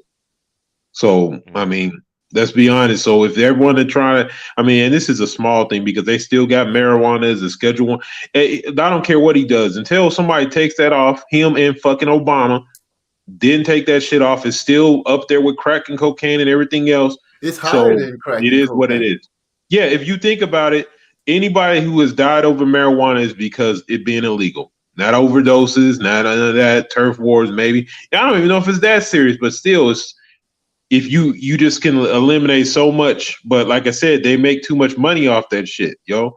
Like I seen that stuff where the police was sitting there going into the dispensaries and they're fucking taking the money, bro. They're confiscating the money. They're not taking the dope, they're taking the money.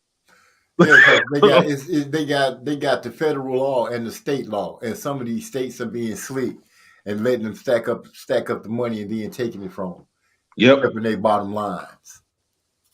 Well, shit, I was gonna say, man, they got a damn crack kid and a heroin kit. They need to put a weed kit out there. Shit, send a nigga a quarter or something. Get me right. Put some rolling papers in there. Shit, fucking pipe. They need to put the weed care package together. Yeah. Hey, what was that show that the brother was going all them different places smoking the weed? He was trying different. Like they would always have like gold flakes on the weed and all that. That was 2 Chainz. Yeah, yo, that kit that they had that one time with I was like, damn, where's that at, yo? I would love to get one of those, man.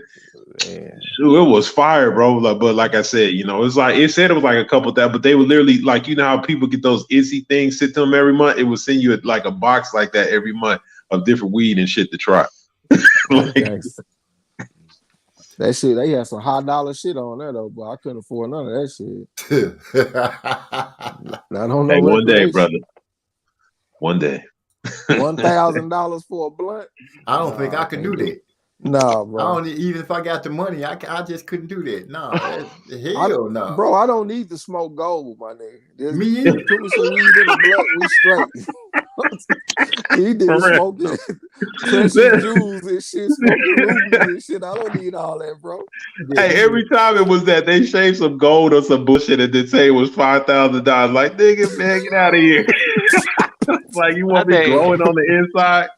They got busted nut and all kind of 24 karat come out. 24 karat nut. I'm like, yeah, girl, got that 24 karat nut. Man. I feel like any substance that costs you $1,000 got to be addictive just to get you to buy it again. Yeah, that makes sense. That makes a lot of sense. But really, some people get it for the novelty, though. Like, I just want to try it one time type shit just to have the experience. You know what I'm saying? I That don't know really if be It's, like you. it's, a it's selling more like a point. status thing. It's like caviar, man. Nobody likes that shit, but people buy it to try to say they can get it. You know what I'm saying? Yeah, It's that type of situation, bro. That's the flaws.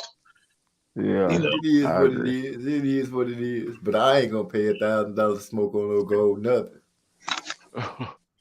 Hell no. I just can't do that. That's just dumb. I don't care about the status. I don't even want to know a whole bunch of people. I don't even need you to know what I'm smoking. Cause you want some now. Oh man, Just like the ain't no nigga, fun if the homies can't have none. yeah. That's just like the nigga Chief Keef say he get 5 blunts out of whole ounce. Yeah, I saw that. I was like, Nigga, dude, that's that's just ridiculous, wasting. bro. That's Come just on, my wasting. nigga. You putting 5.6 grams in each blunt, my nigga. That ain't That's even not gonna even necessary. fit. Is it gonna fit? What kind of blunt you using? He was using them backwoods. You can put a lot in the Okay, you backwood, can but put a bro, it's lot not in. necessary, bro. Yeah, Even I Snoop smoke a Dogg lot. said it would. If Snoop Dogg is telling you that you overdoing it on some weed, bro, you got something is wrong, my nigga. You know what I'm saying? Because even Snoop Dogg was like, come on, bro, you can get 10 out of that. And I'm sitting Yeah. over there thinking, 10, nigga, I can get shit 28 out of that. At least 14. Then he gonna Thank you. say, but I got 2 ounces though. I'm like, yeah, you screwed up. Youngsters don't listen, like you said. Hey, Gotta low use key, the gas. that low key telling me that you don't really know how to smoke. I mean, to be honest, when fools say stupid shit like that, You like, wasting weed. Well, that yeah, nigga, he be also pay a honest. weed roller. He pay a weed roller like 45,000 a year to roll the blunts and shit. You know what I'm saying? So See, that's what you call idiot, dumb. yeah. I got one arm and I can still roll a blunt. I ain't paying nobody shit. For real. Hey, true for real. If you really a real smoker like that anyway, motherfucker, you need to have you a bong anyway because that fucking paper be soaking up some of the THC anyway. But now we got to stick like, hey, keep it real. White boy is the one that told me this, but he said, he had some shit from Amsterdam. He had gave me some of this shit called some white rhino, and so he was talking to me. He's like, look, man, like it's when I was real young when I first started smoking weed. He was like, look, man, just like look, smoke this out of a bong. He said, but he's like, truth be told, black people don't really like smoking out glass pipes because you know the stigmatism with crack and shit. So he said that's why most of us use blunts and shit. And he right though. I mean, keep it real, but yeah, smoke that shit out of a bomb, man. You don't even have to chop it up. You can just put a whole bowl in there and just light it up, man. That's stupid. And people don't even use that no more. Now they on the vaporizer. Even the white boys on the vaporizer. Now hell, I got me one. A Fury 2. You know what I'm saying? There you go with the name. Yeah, I know You you don't should like that you name, ain't don't changed you? the name. I would have thought you'd have changed the name by now. Fury 2. That just sounds disgusting. Hey, I had actually got this girl was there. I had actually got her like this little cool ass bond because they used to have this little white girl on YouTube that just would hit all kind of weed, dab and everything. Are you talking And about you, that 420 lady? I can't even remember what her name yeah, was. man, I hate they got rid of her channel because that shit used to be fun. You could tell how good the weed was by how fast her eyes would turn color. Like you, like, oh yeah, that's fire, nigga, right there. Like, like you know what I'm saying? Like, man, I used to love watching it, but It she was had this little. positive smash 420 was her channel. Oh man, yeah, she ended up having this one little. It was a little glass pipe, man, and I ended up getting my girl one. But yo, that shit used to hit. Like, man, that shit was fire, man. I was like, dang, and it looked it real. Like I said, it looked it real cool enough for her to have it. It was, little cutesy girl shit on there and stuff. But yeah, that thing used to hit, man. Man, I remember I brought my wife a pipe for her birthday. This was some years ago. And I really brought it for me, but it was her birthday. And when she looked at it, she was like, "What's this?" I'm like, "Come on, baby, you know me, and you know you ain't buy this for me. Get this out of here. I want a real birthday present." Yeah. Bullshit. Around This dude, MZ, the one dude buy his wife a power drill shit. Just for you. Yeah, this for you, babe. Oh, you want that power saw? Yeah, this for you. Like what? No, I don't go that far, but you know, the weed. You know, I'm like, yeah, this is the perfect thing. We could share. We could get, right together. No, you go out here and give me a real present. So I ain't tripping. It is what it is. You lose some, you win some. I accept it. Hey, you gotta let her win sometime too, man. She let you win. Boy, did you see those socks I had on? Hell no, OG. I want to see your socks. Man, I did. I put a video on there. I'm like, look. Come on. Sometimes my wife be like, "Oh, baby, I got your clothes together for you." I got to start paying attention to what she be getting together. If I said something slick or not the day before, can't get up and just be blindly getting dressed nowadays. You be outside with some damn panda socks on, some shorts, t-shirt, all that shit, different colors. That's right. Yeah, man, you've been married for a long time. Sure, you care no more. Yeah. When you newly get where they get you fitted. After that, they try to dress you in a way to make you least less appealing to other women. Dude, I know already, man. Shoot, I know. I've been somewhere before with a button-up sweater, turtleneck, and some slacks. I'm like, I'm overdressed. I don't even want to have this on. She's like, no, everybody gonna be like this. I get there, everybody else dressed all casual and cool. I'm sitting here looking like you came out the Motown Philly video. man, for real, just like this. Growing up, I'm doing the moves and everything. Not too hard, not too soft. Come on, man. Yeah, I've been over here mad because I got a whole bunch of candy for Valentine's Day. I've been eating the shit out these kisses and shit. Hell yeah. Yo, hey, that stuff went on sale. Get you like 4 bags for $1. Hell no. Somebody gonna have to be working that off.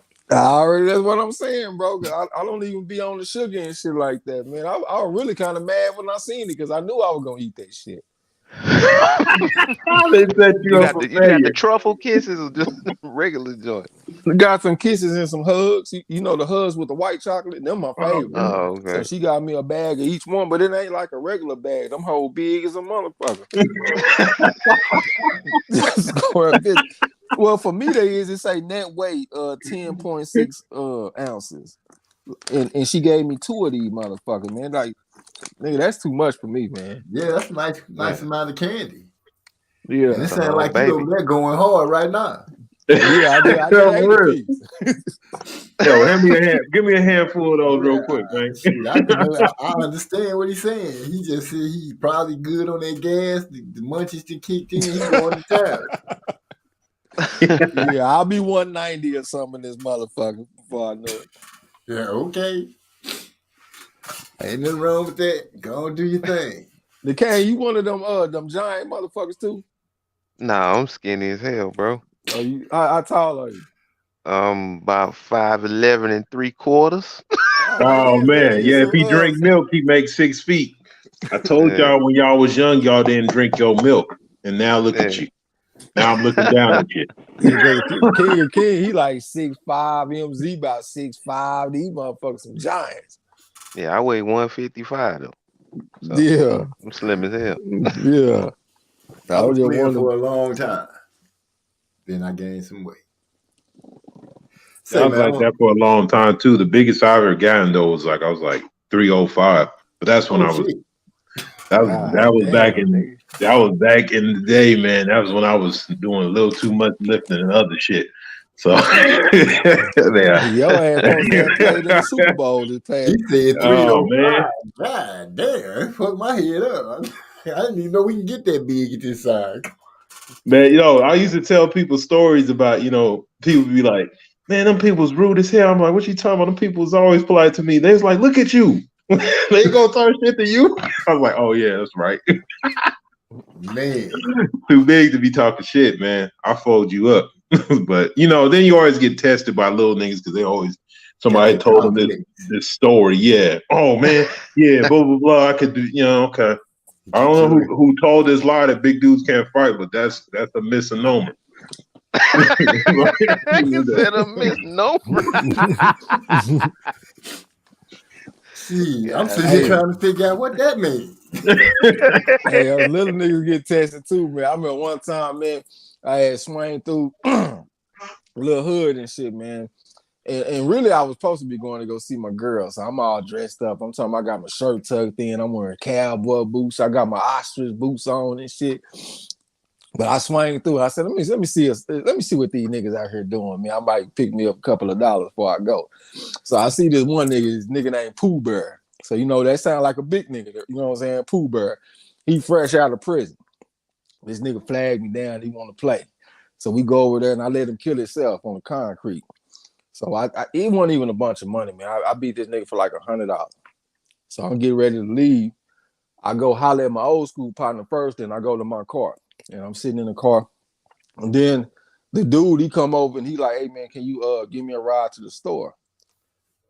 Ain't even that I just took all this little old money, but I'm not thinking that that's his last money, though. I'm thinking he just want to go to the store to get some cigars or something, you know what I'm saying? So we get in the car. I'm fucking with the music and shit.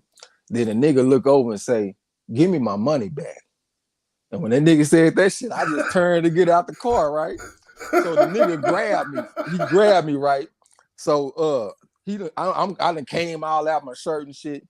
The nigga think I'm about to run, but I'm actually running around the car to his side. So he get out the car and run around and run right into a right hand. Bow, nigga, the fight is on. You got me fucked up out here. We post up, nigga, I'm piecing his ass in cowboy boots. And the nigga leaking and everything. So then the nigga, he get frustrated and he just rush in like he just want to come grab me. So I ducked my head and I threw my right hand as hard as I could and I hit him right in his rib. And that nigga said, he said, I'm about to go get my gun. So then he turned to go towards his house to get the gun. So I'm sitting up here thinking, what do I do? Do I wait on this nigga to go get a gun? Or should I leave? I probably should leave, you know what I'm saying? So I jump in the car to leave. The nigga run and grab my car door and be in my car door and shit. That shit ran me hot, no bitch too. I stay right around the corner. So I'll drive off. I take my shit. Nigga, I'll be back. So I go home. I come out my cowboy boots and shit. Put on some Nikes, basketball short t-shirt, and I walk back around and you got me fucked up. So his whole outfit. Yeah, so when I see my white boy partner on the way over there, he's like, man, what's going on, man? I'm about to go whoop this nigga Pooh Bear. So that nigga like, all right. So we walk around, everybody outside now, you know what I'm saying? I told my white boy, man, just go sit over there, man. It's black people shit right now. You know what I'm saying? Wow. Now square business. Because I would really lose my nigga. Fighting ain't really like no big deal to me, you know what I'm saying? But I'm hot about my car. So I go towards the nigga. The nigga's in his front yard and he got a phone. The nigga, he get on the phone calling people talking about, yeah, man, y'all nigga bring the gun, man. This nigga out here, man, all this kind of shit. I'm like, man, you a hoe ass nigga. This nigga like 3 times my size, bro. This nigga's like, I know he every bit of at least about 6'3", 270, 280, my nigga. Bro, at that time, my nigga, I was like maybe 170. You know what I'm saying? And this nigga on the phone calling people and shit. And the niggas actually pulled up. I'm in the street like, man, come on, my nigga. Let me go ahead and get this fade real quick, man. You done bit my car door back and all that kind of shit, man. Like, come on, my nigga. And this nigga calling for a gun. So when the nigga come, I slide on across the street to the white boy house. What I'm about to do? Sit out here and get shot? I ain't got no gun. I have never came on here talking about being a gun shooter. That ain't me, you know what I'm saying? So I just went on ahead and slid on out the way. And that was what it was. But yeah, little niggas get tested too, you know what I'm saying? That's just part of it. So he the type of nigga Kevin Hart make comedy for. Yeah, sir, that nigga was a whole ass nigga, bro. He on the phone calling for a gun and shit, man. Man, I hate that. Man, I hate that shit, man. Look, man, I hate when dudes that. Oh, my bad. Man, nah, you good. No, I hate when dudes want to escalate to that level because that's the only time that I've had to, I have to back down. Because I'm like, dude, like it. I'm surprised. Maybe I'm lucky, or maybe there's some power, or whatever. But man, for the amount of times I've had guns pulled on me, I've been shot at, and for me not to ever take no shots, it's cool and all. But it's just like, damn, dude, it's not that serious. Take an ass whoop and go home, take you a shower, and come back out and kick it with us, man. Why we gotta go? Why I gotta be by the end of my life? Because you tried to embarrass me. Like, I don't understand that. That don't make no sense. I can't stand that, man. I'm like, man. Like, we're gonna have to have a real life street beefs. Like that's why I like how street beefs start out. Any coward can pick up a gun. I love that shit, man. But for real, man, it's like, dude, like, I've seen people lose their life. It's just like, dude, take the L. This is dumb. And they think that's some tough shit. Like, wait, here's the funny part. You shot somebody to avoid getting into a physical conflict, so your ass can go to jail. What you think gonna happen there, sir? You gonna get beat up. That's what I'm saying. It's dumb. There's gonna be some conflicts in that There's gonna be a motherfucker. whole bunch of conflicts. A whole bunch of them. You better not be going in there for a long time. You in the wrong spot. That's all I can say about it. But I was raised under the rule, if you see the gun, then somebody got to feel the gun. It ain't no need for it to come out if anybody gonna feel it. Yeah. Don't pull the thing out unless you plan to bang. There it is. There it is. Real shit. Because if you pull out fronting, you're not gonna be able to front tomorrow. They're gonna find you in the ditch somewhere stinky. That's just, Gary, Indiana. That's what I remember. No, that's how it was supposed to be. That's why I was surprised, man. But there's a lot of dudes, they don't understand that it takes a next net level to actually be pulling that trigger.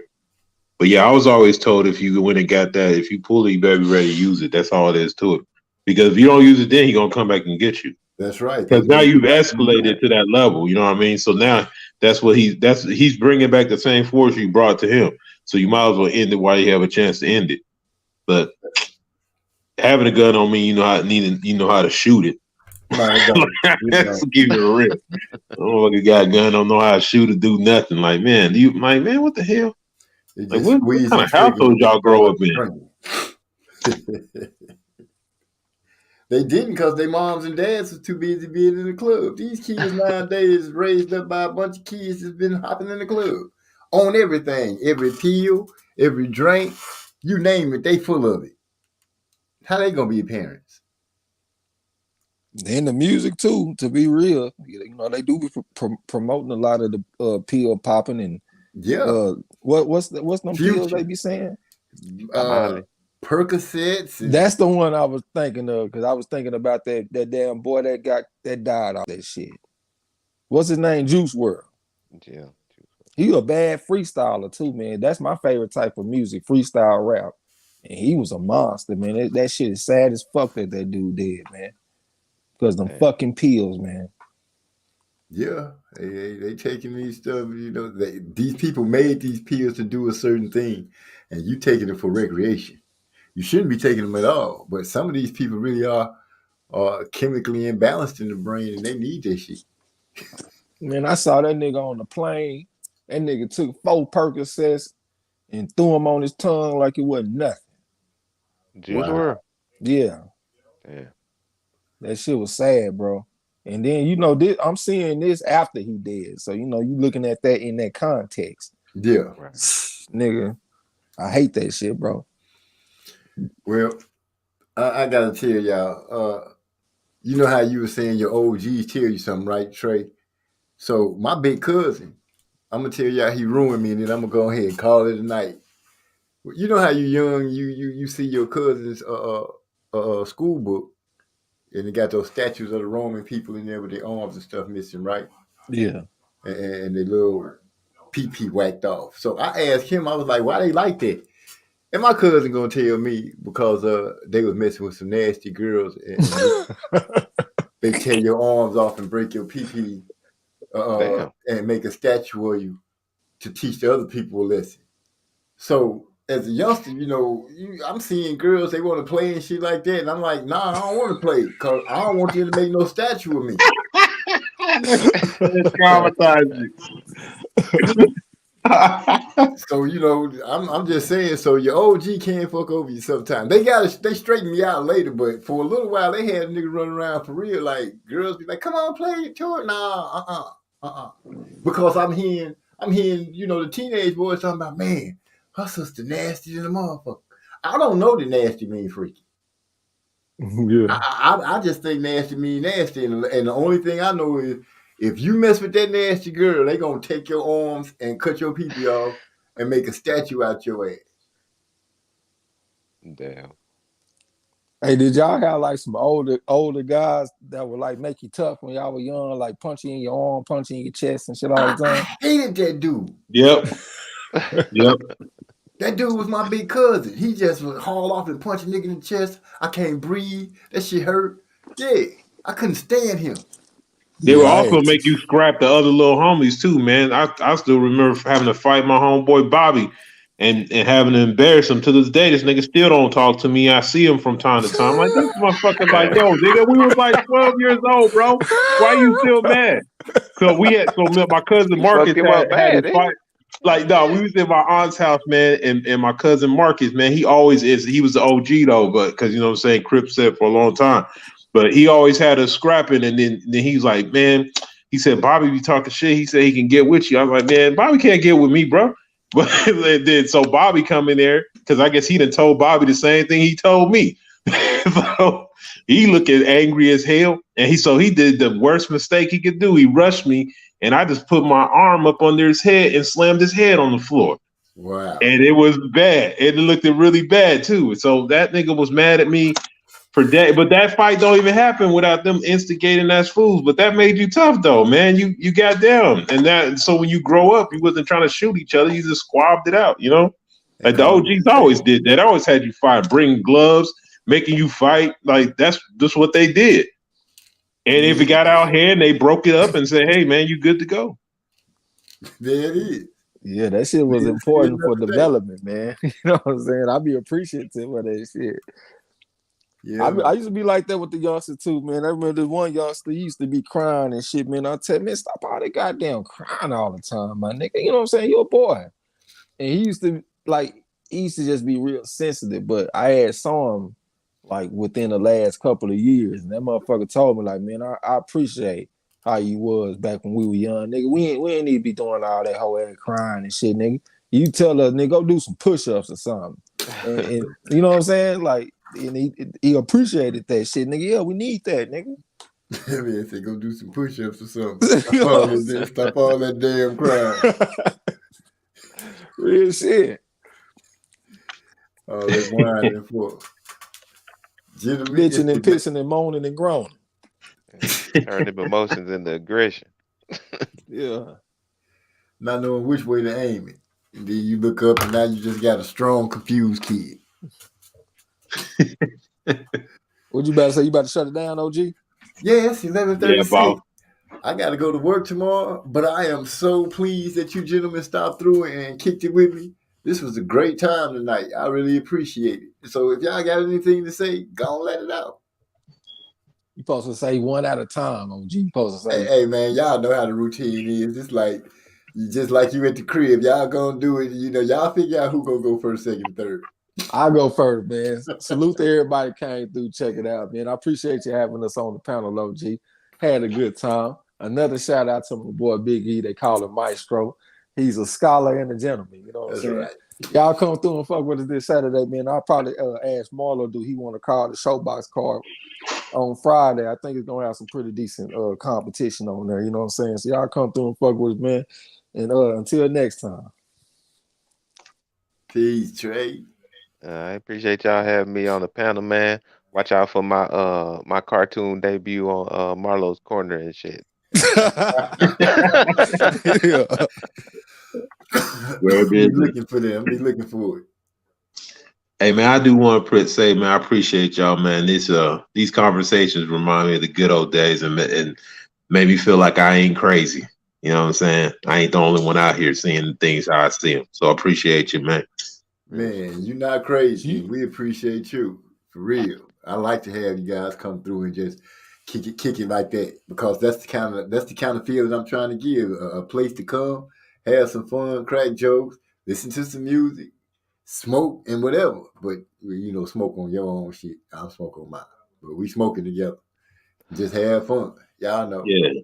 No whole ass nigga activities. No whole ass nigga comedy. No Custer activities, nigga. So Oh yeah, let me just tell everybody because I know somebody gonna replay it. Y'all check me out on Spotify at What's the Damn Deal with MZ, telling old school stories about how me coming up, like becoming a recreational legend, a recess legend, or doing karate recess. Y'all check out some of those stories, man. I'm having fun over here. I'm living my best life. With that, You I'm said a that's on Spotify? uh-huh. Oh, okay. What's up? So yeah, check me out, man. Let me know what you think so I can keep it going. I'm gonna hit y'all with I Hey, keep MZ, you yeah, already what's got up? some recordings on there? Yeah, I got 3 stories on there already. Like I said, I got the intro, but you can skip over the intro. But I got raking leads with Lloyd, uh karate at recess, crying over spilled milk, and it's one more called oh hot ball You gonna becoming drop a link to it in like the description or something? yeah, I sure will. Let me go ahead and do that right now while I'm sitting here talking about it instead of just going ahead and putting the link in the description. Man, you know what? That's some good ass thinking. It pays to have it pays to have a youngster fucking around with you that got some sense every once in a while because we sometimes I just I'm pulling up the link right now so I can give it to y'all, man. I appreciate you. You got a link instead of just sitting here telling the nigga, why don't you just give us a link? I was gonna go in there and check it out. All this extra talking you doing. Oh yeah, I'm I'm just blowing it. Let me go ahead and cover the damn copy at share. The share button.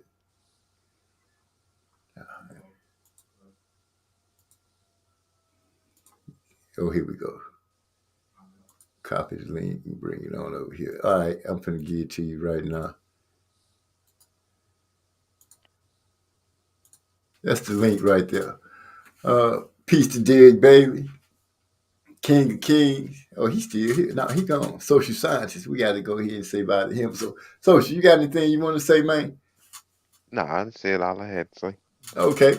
Well, we'll be back next Tuesday around the same time, 8:30, doing it the same way, but better. I can't think of being the way to top this. Oh, we'll have some fights to talk about. And some more stuff that's going on crazy in the world. With that, I'm gonna go ahead and drop. Oh, I already killed that. I was gonna let y'all go out with I keep moving, but I closed that window. So I guess we just gonna go out.